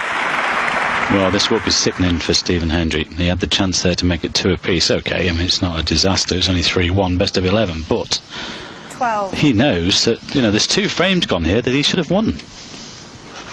He, in fact, could have been 3-1 the lead. Doesn't look like that now. 18. Just this black then for a 3-1 lead for the youngster. And there it is. And Stephen Hendry's already on his way. Not best pleased. He had a good chance to level it there. It's been a big struggle for both players to get their rhythm going. We've only seen one big break of 56 by Stephen Hendry in the 3rd, and at the interval it's Ding who leads Stephen 3-1. The cameras away now, please. Well, welcome back, snooker fans, to this penultimate day of the Saga Insurance Masters here at the Wembley Arena. It's semi-finals day today, and a little later on this evening we're going to be showing you Ronnie O'Sullivan's match against Stephen Maguire. But when you were last with us a little earlier, you might recall that we left the Stephen Hendry Ding Junhui semi-final with Ding at 19 years of age 3-1 ahead of the man twice his age, 38 years of age, Stephen Hendry, the 6 times winner. 3-1 then to the youngster, and Stephen with some small cause for concern. Flash away, please. Oh, Michaela Tabb just exerting her authority with the audience here. And I'm delighted to say I've got the former world champion Joe Johnson with me once again. Good evening, Joe. And this is an interesting situation here. We've got this up-and-coming youngster who can really play against the old hand Stephen, who's won this title 6 times, and the youngster's got him not exactly on the ropes, but certainly he's got him in a spot of bother. Yes, it appears so. Good evening, Mike. Good evening, snooker fans. Great to be here with these 2 fantastic players, one a legend and about to become one. And straight away, Stephen's forte, get in quick and win the frame. So many times he does this, and you can never write this guy off, Mike. He's such a great player. Well, I said earlier this afternoon, Joe, that his record in this competition is really superb. Of course, 6 wins, another 3 finals, of course, and another little statistic. This is his 11th semi-final in the Masters. Let's just watch this black. In it goes. Yes, in his previous 10 semi-finals, he's only ever once lost. That's an interesting statistic. 9 times he's gone on to the final.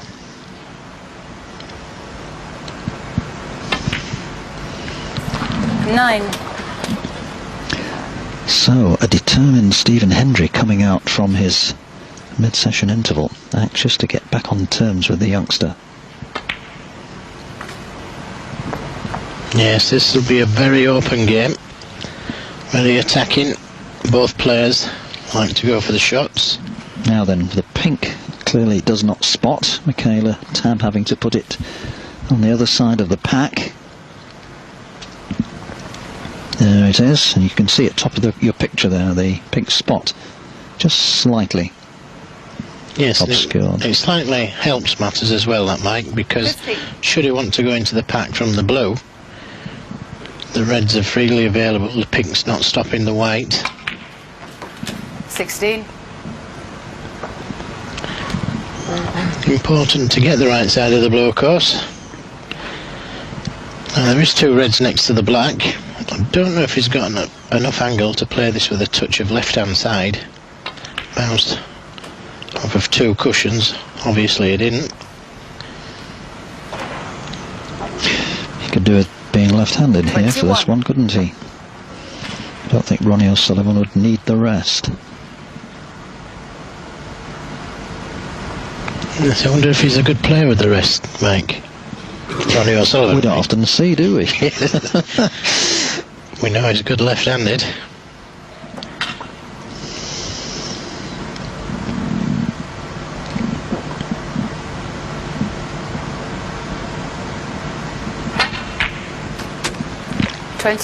Great shot, well held for the black, and now may just have the angle to nudge the second red out of the way, leave him on the red next to the black. Looks perfect, didn't it? And he hasn't nudged the red too far away. It does still go into the left-hand corner pocket, so there's again a good chance for Stephen. Very rarely leaves the white ball straight on the black, Stephen. Always leaves a good angle so he can negotiate the white to go anywhere. Now we'd dearly like to leave some kind of an angle to bust the pack after this red, or at least touch 1 or 2 out. 37.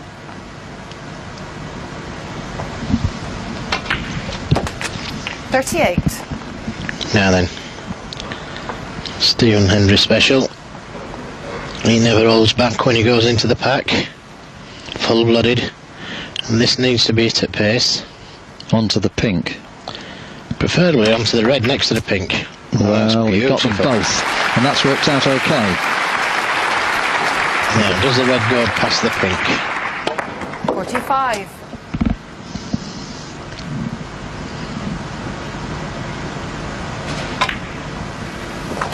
46.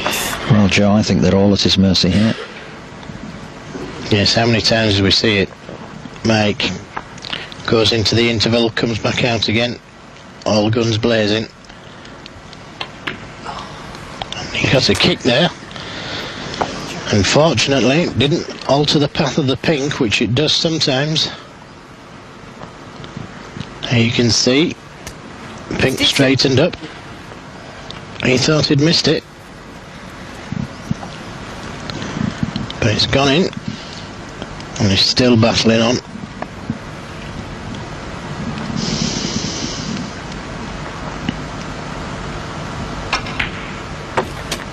$53.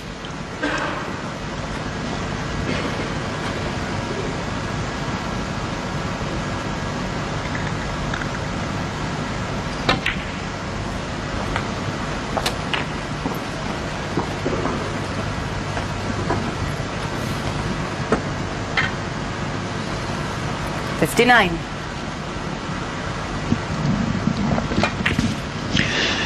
This is 60. only the second half century of the match. There was a 56 by Stephen in the third frame after he'd lost the first two to the youngster.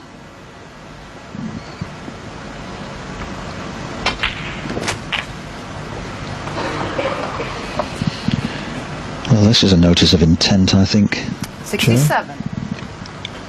Yes, and this is in effect game ball. So if this goes in, and it has done, can concentrate on making a big break.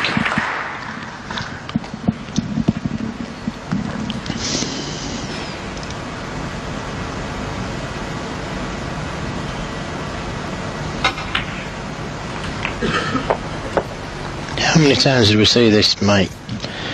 One chance, all the ball's gone. Yes, well, he's done it more than most, hasn't he? And of course, as we were saying in our commentary this afternoon, he's only too short of his 700th career century in competition, which is extraordinary. Way ahead of anybody else in the centuries charts. Ronnie O'Sullivan the nearest 80. with 462, John Higgins 345. 81. Well, there's a very good chance here of century number 699. Yes, there's no reds that automatically go. It's just coming around to have a look to see if there's a red into the middle. But it may need to play the cannon here. Can't see from our angle. And he has done. How's this finished? And it's good. That will do. Couldn't have asked for that any better. No, he's won the frame, which will make it, of course, 3 frames to 2 in Ding's favour. 89. But this is certainly sending a very clear message to Ding. You're going to have to play really well if you want to beat me. Mind you, he did when they met in the final of the China Open, didn't he? Almost 2 years ago. Did him 9-5. 95. Was it 2 years ago, mate? Almost, yeah. And he's still been in nappies then, wouldn't he?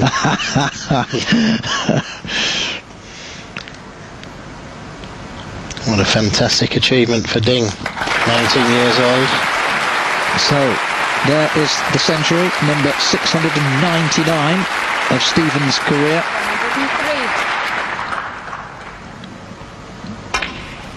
Just what he needed. 104. Following the mid-session interval at 3-1.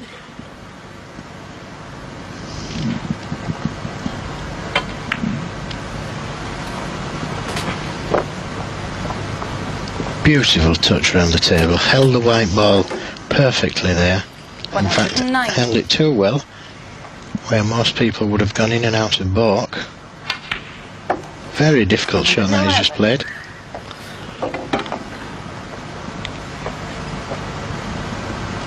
He's played this at a pretty good tempo as well. Not quite Ronnie O'Sullivan's speed, but quite brisk. He's not taken too much time over his shot selections. Yes, this is a good reply. Touch of the exhibition shots there. 180. Yeah, but he didn't want the knuckle off the right-hand pocket there. You'd fancy him to get anything at this stage, Mike. Made it look very easy, didn't he? Yeah, he's just gone a bit too far to stay on the black. Lots of side to hold the white. Wasn't that a super shot? Wonderful shot.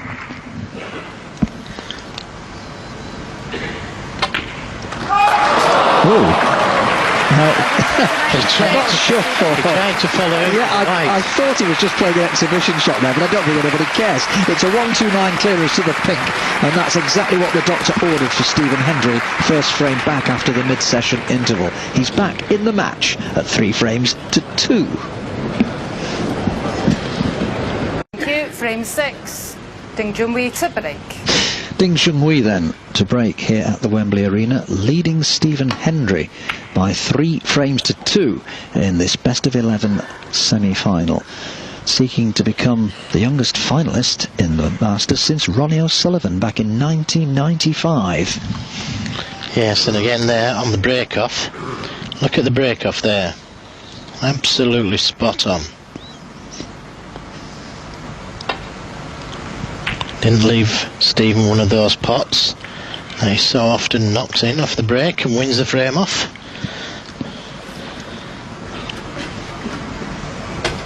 So important to get the white ball on the top cushion behind the green.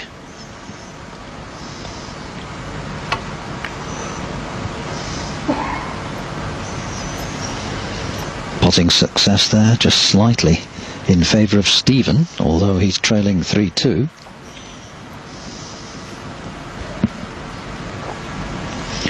I think that percentage boosted a little by the 1-2-9 in the previous frame.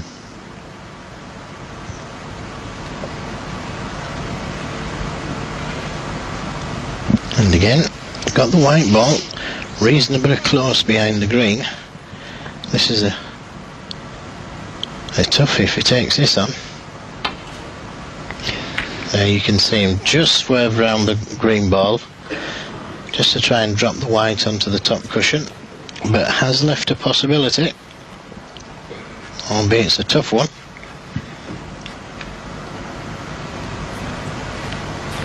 Just having a look at the potting angle on the red for all you budding snooker enthusiasts out there. Even the best have to have a look at the angle.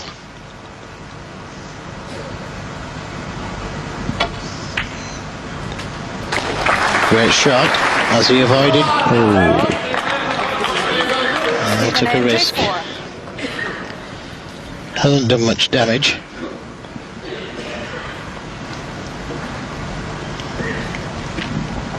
And you see it again. He knew it was somewhere close, Mike. A little too close, but as you say, not too much damage done, although if this goes in we might think different. Well, there it goes. Great shot. And just come too far. Still could pot it. But it's a lot thinner than what he would have liked. Great pot. Clean as a whistle.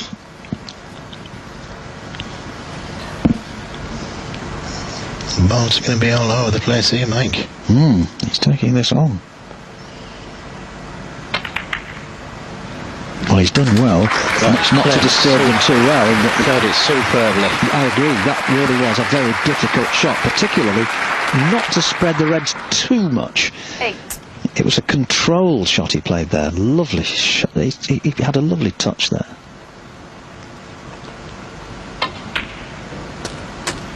Nine. Well, now is he going to carry on here from where he left off in the previous frame? There's no reason why he shouldn't. This is a good opportunity for Stephen. Likes to get in early.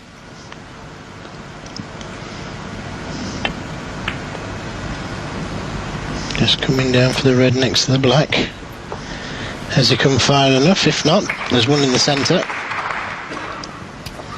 14. Doesn't want to cannon into the black, hence taking the other red into the centre. 15.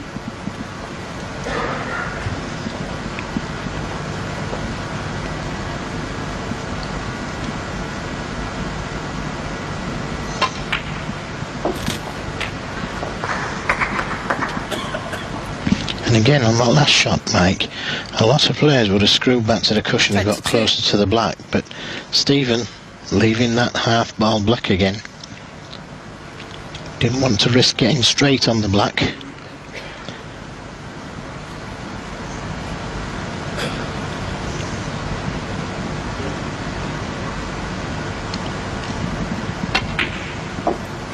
$23. And the way he's played that tells me he's going to go into the pack, not play on the loose red.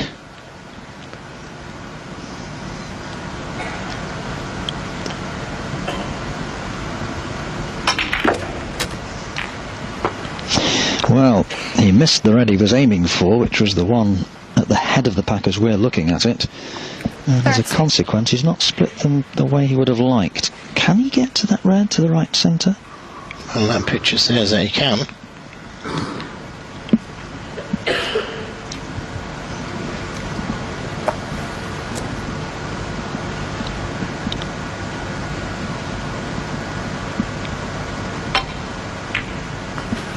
Good shot.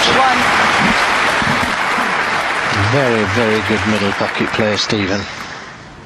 A little smile. Even he liked that one. He doesn't often show an emotion at the table, Stephen. So in between the brown and green. And then has the choice of two reds, the one by the pink or the one by the brown. The point scoring is extraordinary, isn't it, really, considering Stephen is trailing? Yes. But of course it's augmented by that 1-2-9 he got in the previous frame. Yes. We're playing on points alone, we'd be in front. And there you are, look at that, on balls potted. I think the referee would have stopped the fight. Yeah. They used to play aggregate scores at one time, you know, Mike. Not frame scores, aggregate scores. Some tournaments that did that. 37. Again, left it short, and has the option whether to go into the pack or just bounce off the cushion just before the middle pocket to finish on the red by the brown.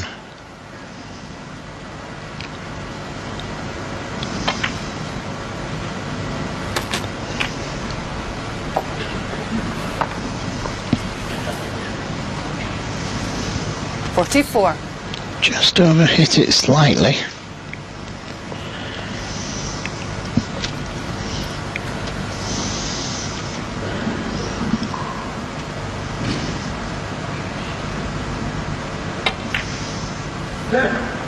$45. And will attempt to play the cannon to the red just past the pink on the right. If he could possibly hit that red, it would automatically be sending it towards the right hand corner pocket.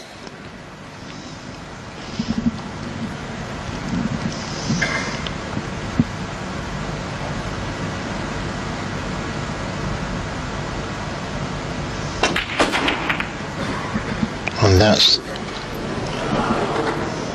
Oh! Yes. And that's a great split, isn't it? And another half century to Stephen. Oh, that was almost a foul stroke. Yes, he held his breath for a minute there. 51. Oh, he's played that badly. Not always easy when a red's so close to the pocket. Difficult to see where his next red's coming from now.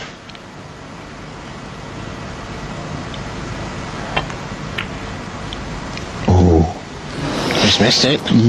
Well, that was really the previous shot where he casually knocks at that red that was over the pocket in and didn't get the position. Yes, tried to pot this thick so that he could hold for the red at the bottom of the pack. Had he hit it thinner, the white would have travelled too far and he wouldn't have been on this red. And I think that's what Stephen was trying to do there. But now, a chance for Ding. And he's sat out for 2 frames. So what can he do?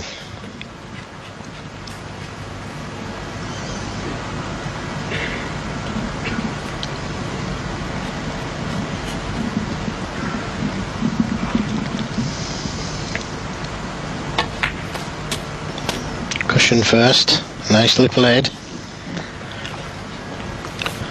No ball safe. That was an interesting little shot he played just there. It gave him a better opportunity of going around the table and beyond the black for this next red. Good thinking. Yes, good shot for somebody so young.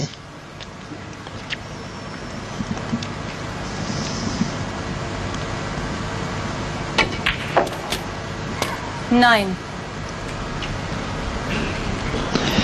Tell you what, Joe, this would hurt Stephen now if Ding were to pinch this one from him after that half-century break. Yes, he'll be kicking himself that he didn't play that red over the pocket better than what he did, as you rightfully said, Mike. Should have been a lot closer to the black. Would have been quite easy then to clear up. All these points that Ding is getting, he'll be thinking, should have been his.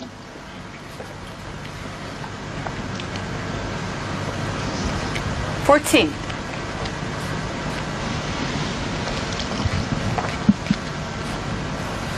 Well, from here it doesn't look like it goes, does it?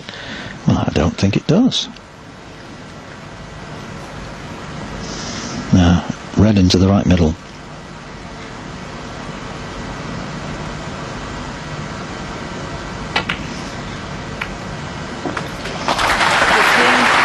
Great recovery shot, but that was a very careless shot he just played a moment ago to finish so badly on the red.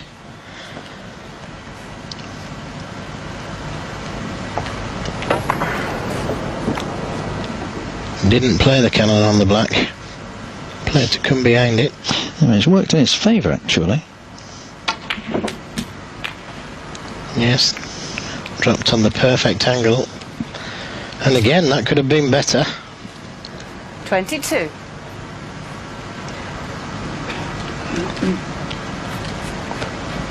Now, where's his next red coming from now? This will be some cut into the middle.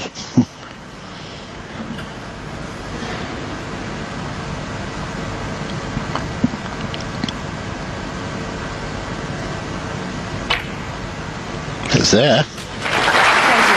Oh, great shot. He is a precocious young character, isn't he? Yes, I don't know about Stephen Hendry being great on middle pockets. This young man's not bad either.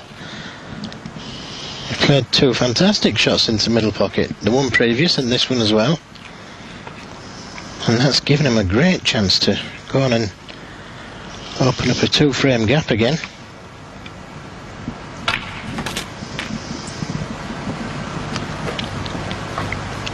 The only chance that Stephen may have been missing 30. is the red closest to the left-hand side cushion.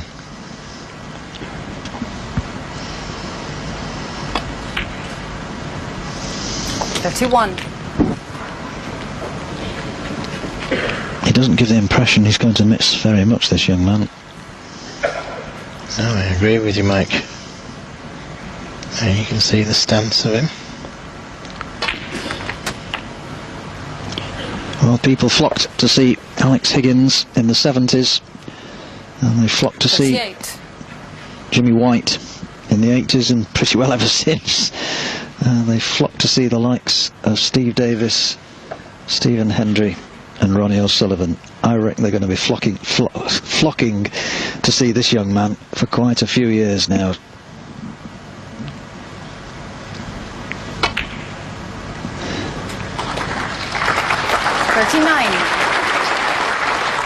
Great chance now to pinch this from Stephen. Just coming off as well.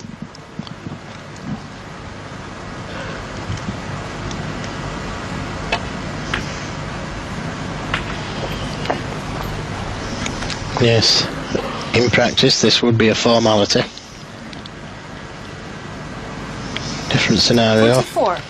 front of millions of people at the Wembley Arena.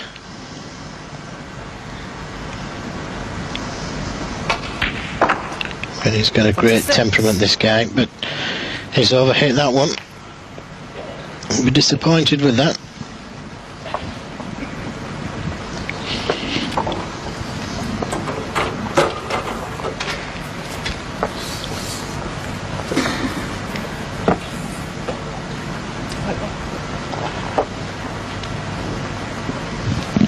Yes, just asking for the white ball to be cleaned. He doesn't want to run the risk of getting any kicks at this crucial stage of this 6th frame.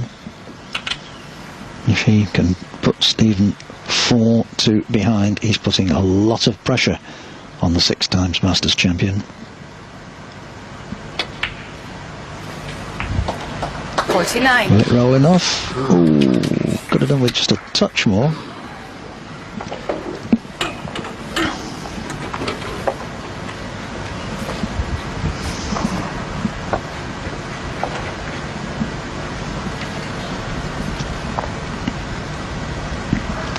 Just needs the pink.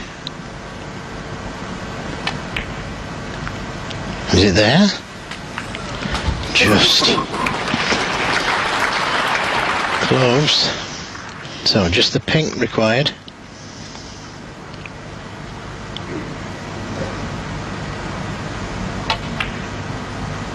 $58. So this pink for a 4-2 lead. And Stephen has cause for concern here. There it is. No need for the black.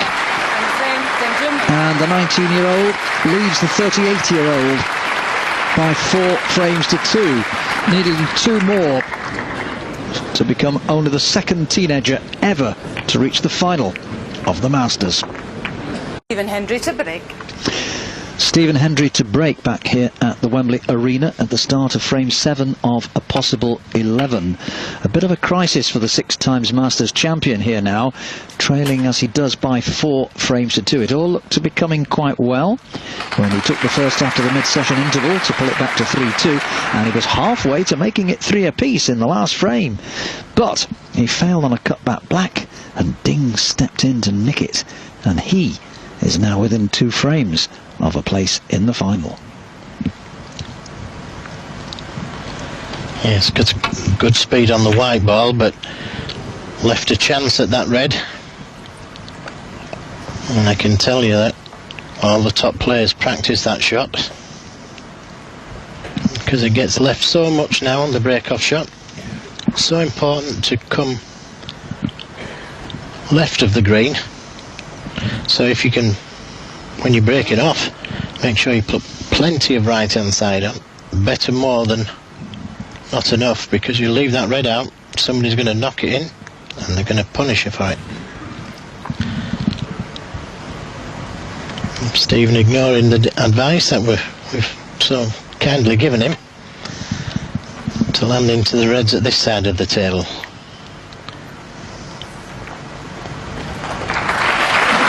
Just to let us know that we don't know our business as well as what he does.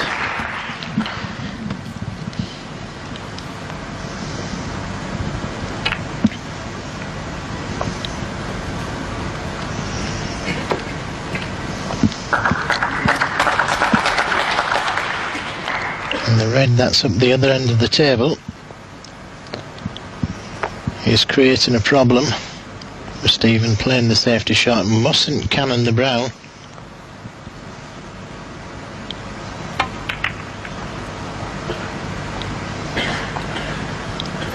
And he has.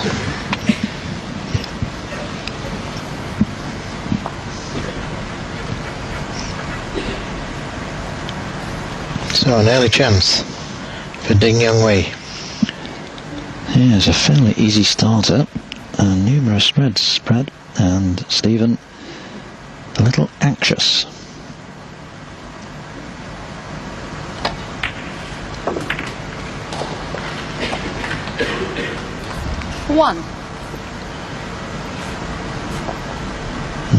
Not finished in the best of places for break building.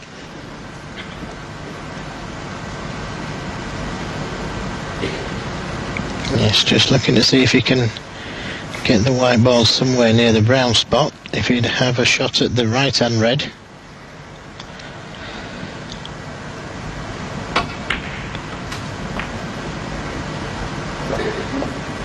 And that looks good.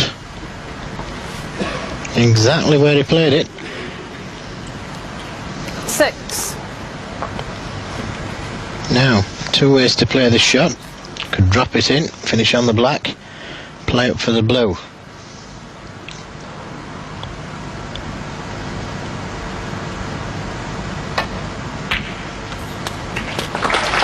Great shot. 7.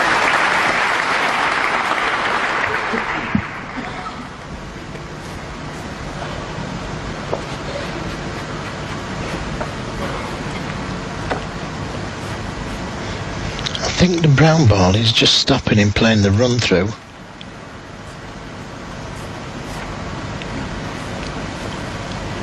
We shall see.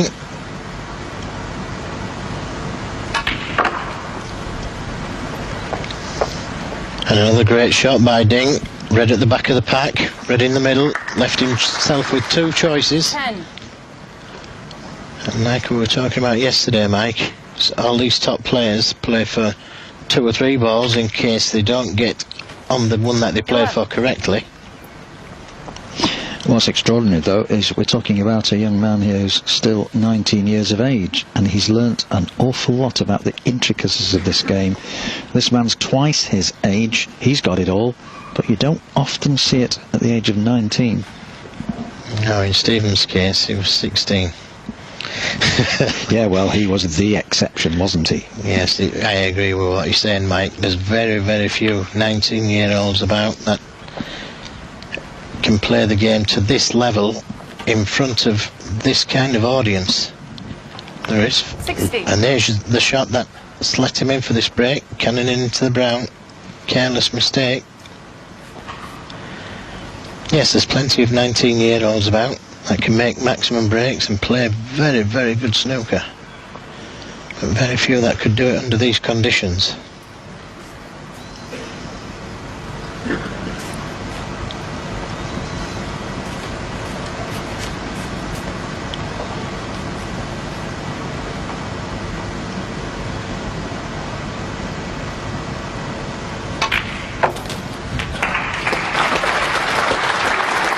Again, 17. no fear from Ding Junhui.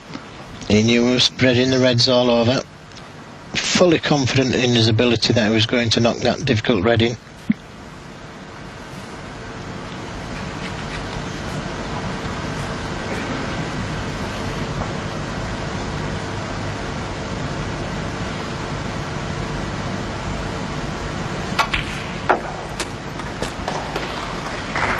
Another great shot, played with a tremendous amount of, let me see, 23. left hand side I think. Just didn't come far enough for the red that he played for. Wanted to be straight on the red directly in front of him.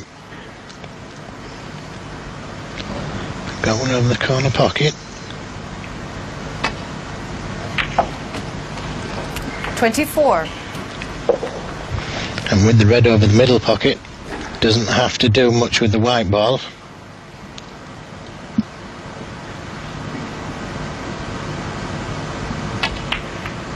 This is looking like a good opportunity for Ding to go 5-2 in front. Red's nicely spread. No difficult reds about. 28.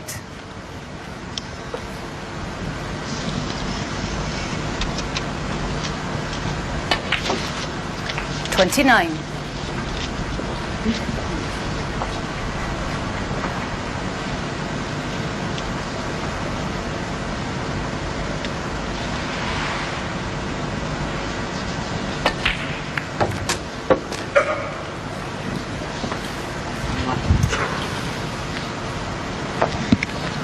And the clever shot by Ding, playing the cannon to the red. Didn't want to knock the red too far down the table, it would have blocked the pocket for the black. So, choice again, leaving himself choices all the time. whether to go for the black or the pink next shot.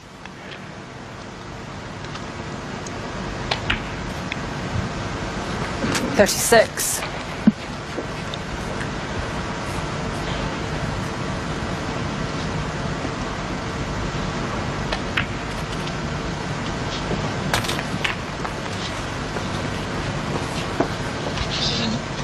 This is in some ways a very different encounter with Stephen Hendry from that one in China almost 2 years ago. 44. On that occasion it was Stephen who made the running, who was actually leading by 4 frames to 1 at one stage.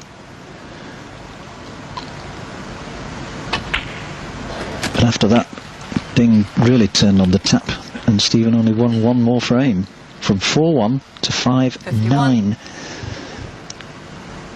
That was quite a remarkable performance by this young man. This time 52. he did make the initial running by taking the first 2, and he has never been behind in this match. It's been Stephen who's been attempting to play catch up.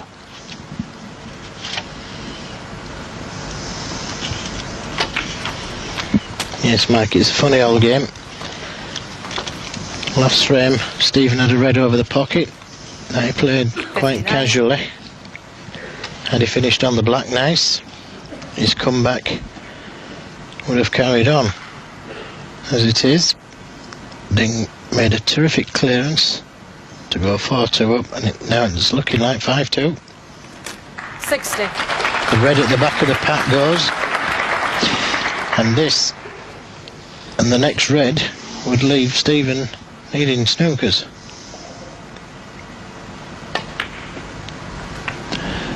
Only his second half century of the match, this, following that 64 in the last frame. 65. But he's making them count, and this particular one, I feel, is of much greater significance. 66. And there again, the crowd realising that that was game ball.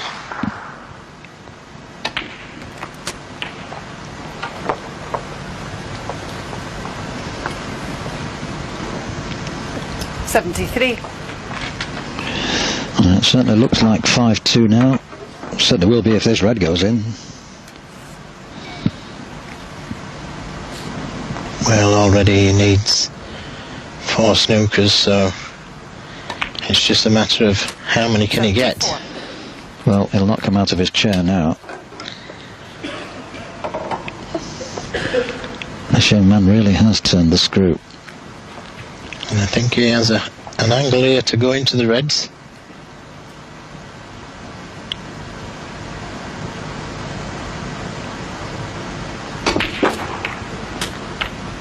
Oh, that'll do. I think he can get to that one to the right middle. I think you're right. 81.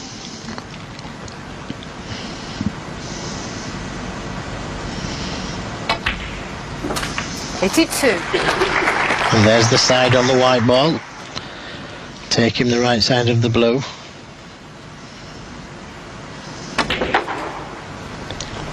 Beautiful stun run through shot. This is a joy to watch, isn't it? Unless your name happens to be Stephen Hendry.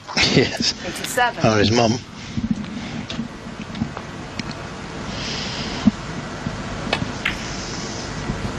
$88. Well, possibly another century. We saw a 1-2-9 from Stephen in frame 5. It could well be Ding's turn now. 95. He's already had 5 this week, including that maximum, of course, on the opening day. Yes, and a possibility of making another maximum, which would have been incredible. Well, there's 3 figures, and they're really appreciating what they're seeing from this 19-year-old. He's a revelation. 103. So 128 possible, 1 point fewer than Stephen got. 106.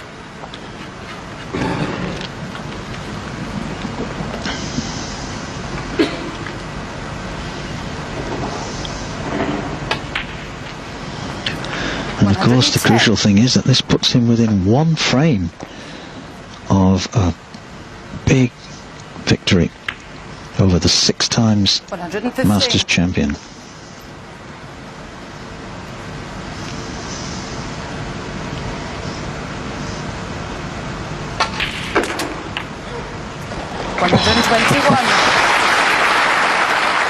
Well controlled.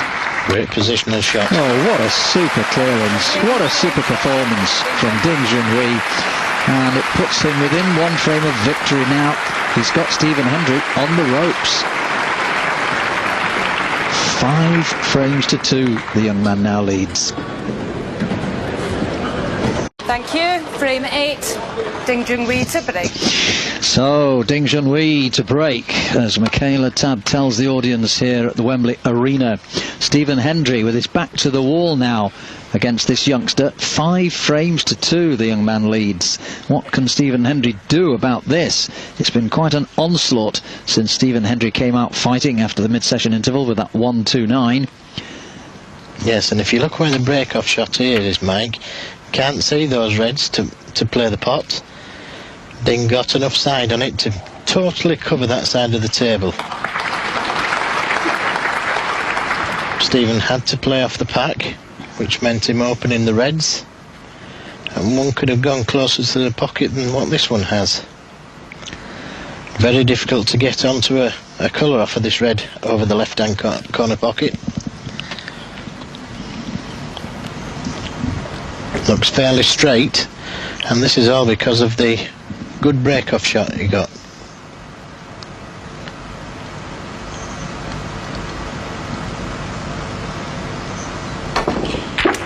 What a shot. 1. It's the best one you'll ever see. So unless he can pot this easy blue. That was a corker. Yes. And of course I'm joking about the easy blue. Time to put Stephen under some kind of pressure. Get the white ball as close to the cushion. And you'll see his pot success has now gone above Stephen's. Ding Junhui 1. Didn't want the double kiss. No, he was hoping to leave the white fairly tight on the cushion, but what a cracking red that was. Yes, Q, butt in the air. Imparted no side on the white.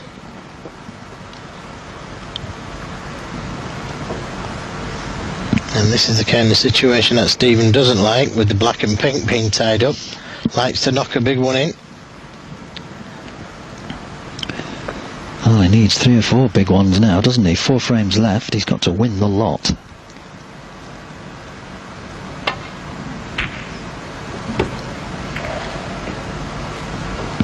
Yes, certainly got the ability to do so. It was whether he'd get the chance to do so. Well, the problem for Stephen is he's under so much pressure now. He knows that 1 false shot here in this frame and it could be his last shot in the entire tournament.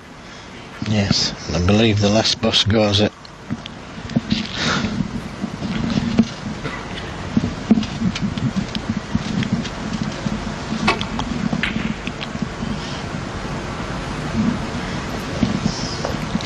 And this young man, I'll be trying to make sure that he's catching it.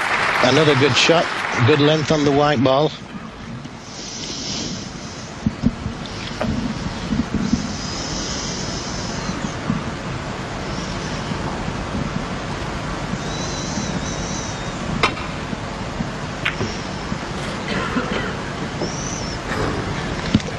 Yes, when you get the white ball as close to the cushion as what Ding did there, forces your opponent into creating a mistake. Refuse the pot into the top right corner because there's no colour for it.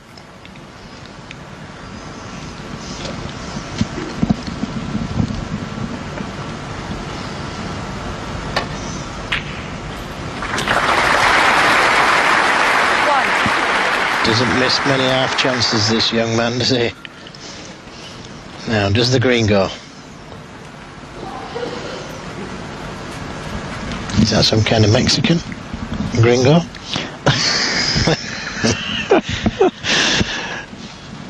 Yeah, you can see it does. Well, there's the gringo. He needs to finish on an angle on this red to be able to free the black. And I think he's just come 4. too far. Needed to finish just top side of this red so he could have played a cannon to the red and black. But it looks like he's come the other side of that red. Up for the blow.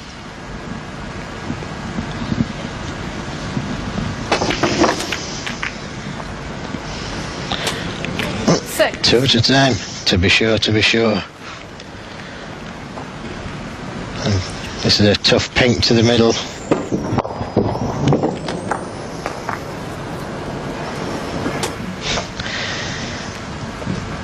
Two at a time, this young man now. Not satisfied with getting 1. Only gets 1 shot at the colour, though. Should get 2, really, shouldn't he? Yeah, perhaps we should change the rules.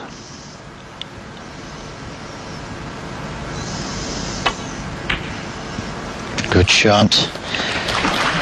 And now the reds are very nicely spread. Blue available. 12. Got to do it all off the blue.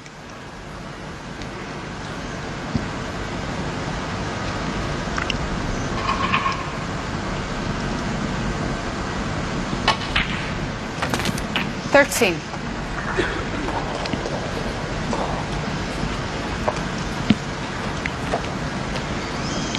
If he were to go for the pink, it would respot exactly where it is now. The yellow spot's the highest available. Yes, that's no good to him whatsoever. Got to concentrate on the blue, unless he could free the pink spot. Now, interestingly, he may play for the red that's over the right corner pocket. Closest to the right corner pocket, should I say.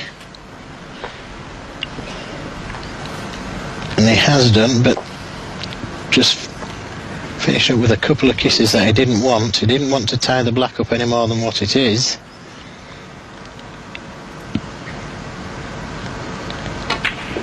Now, it could have worked out nice for him, that, Mike, because the red that's next to the black now is a lot easier to play the cannon to the red. That's parallel with the black. He might even play for it this time, actually.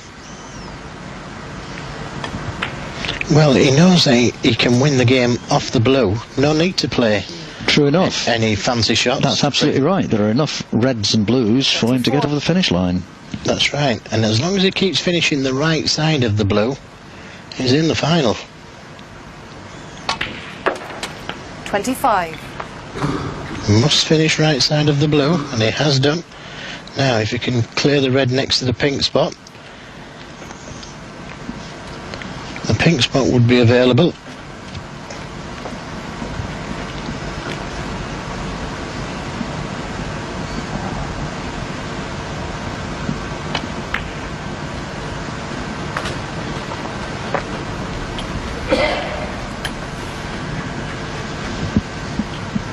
$30.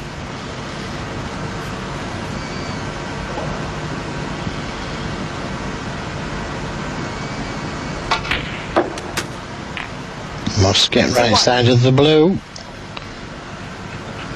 Think he may have just made it. Big stun run through again. Yes. Played it well.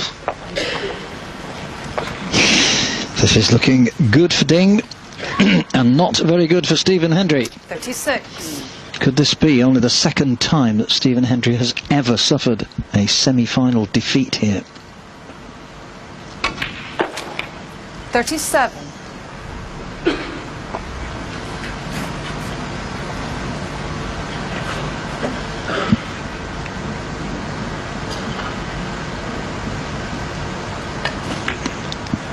Yes, it's a terrible feeling to be sat in your seat, knowing that there's absolutely nothing that you can do 42. except watch your opponent and hope and pray that he'll miss.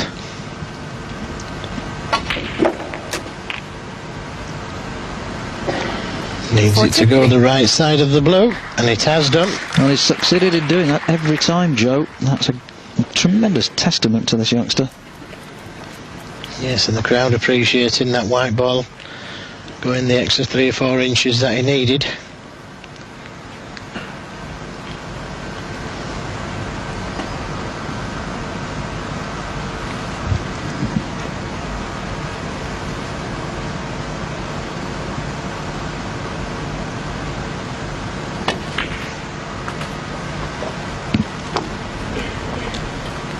And he's played that very well indeed.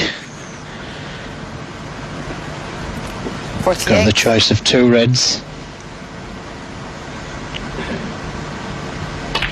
Concentrate on getting the right 49. side of the blue. But absolutely perfect. Just a little stun shot down for the red by the pink spot.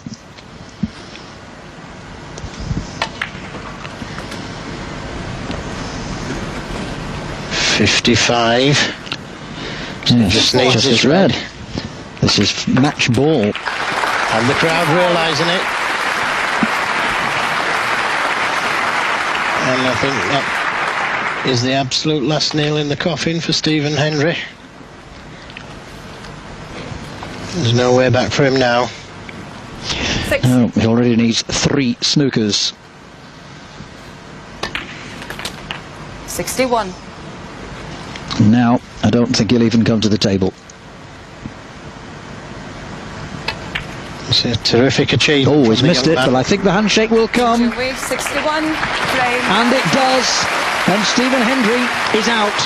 The 6 times champion has been beaten by the new kid on the block.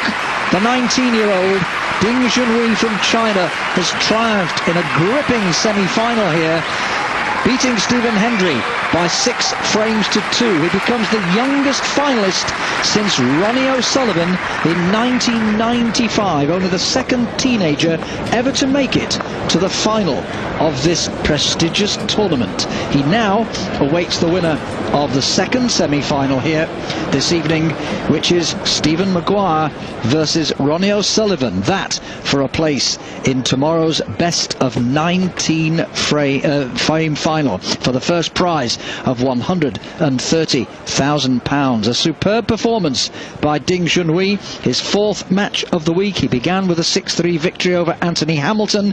He beat his mentor Peter Ebden 6 frames to 3 in the first round proper. He put paid to Stephen Lee 6-2 in the quarters, and now the master himself, Stephen Hendry, has gone out 6 frames to 2.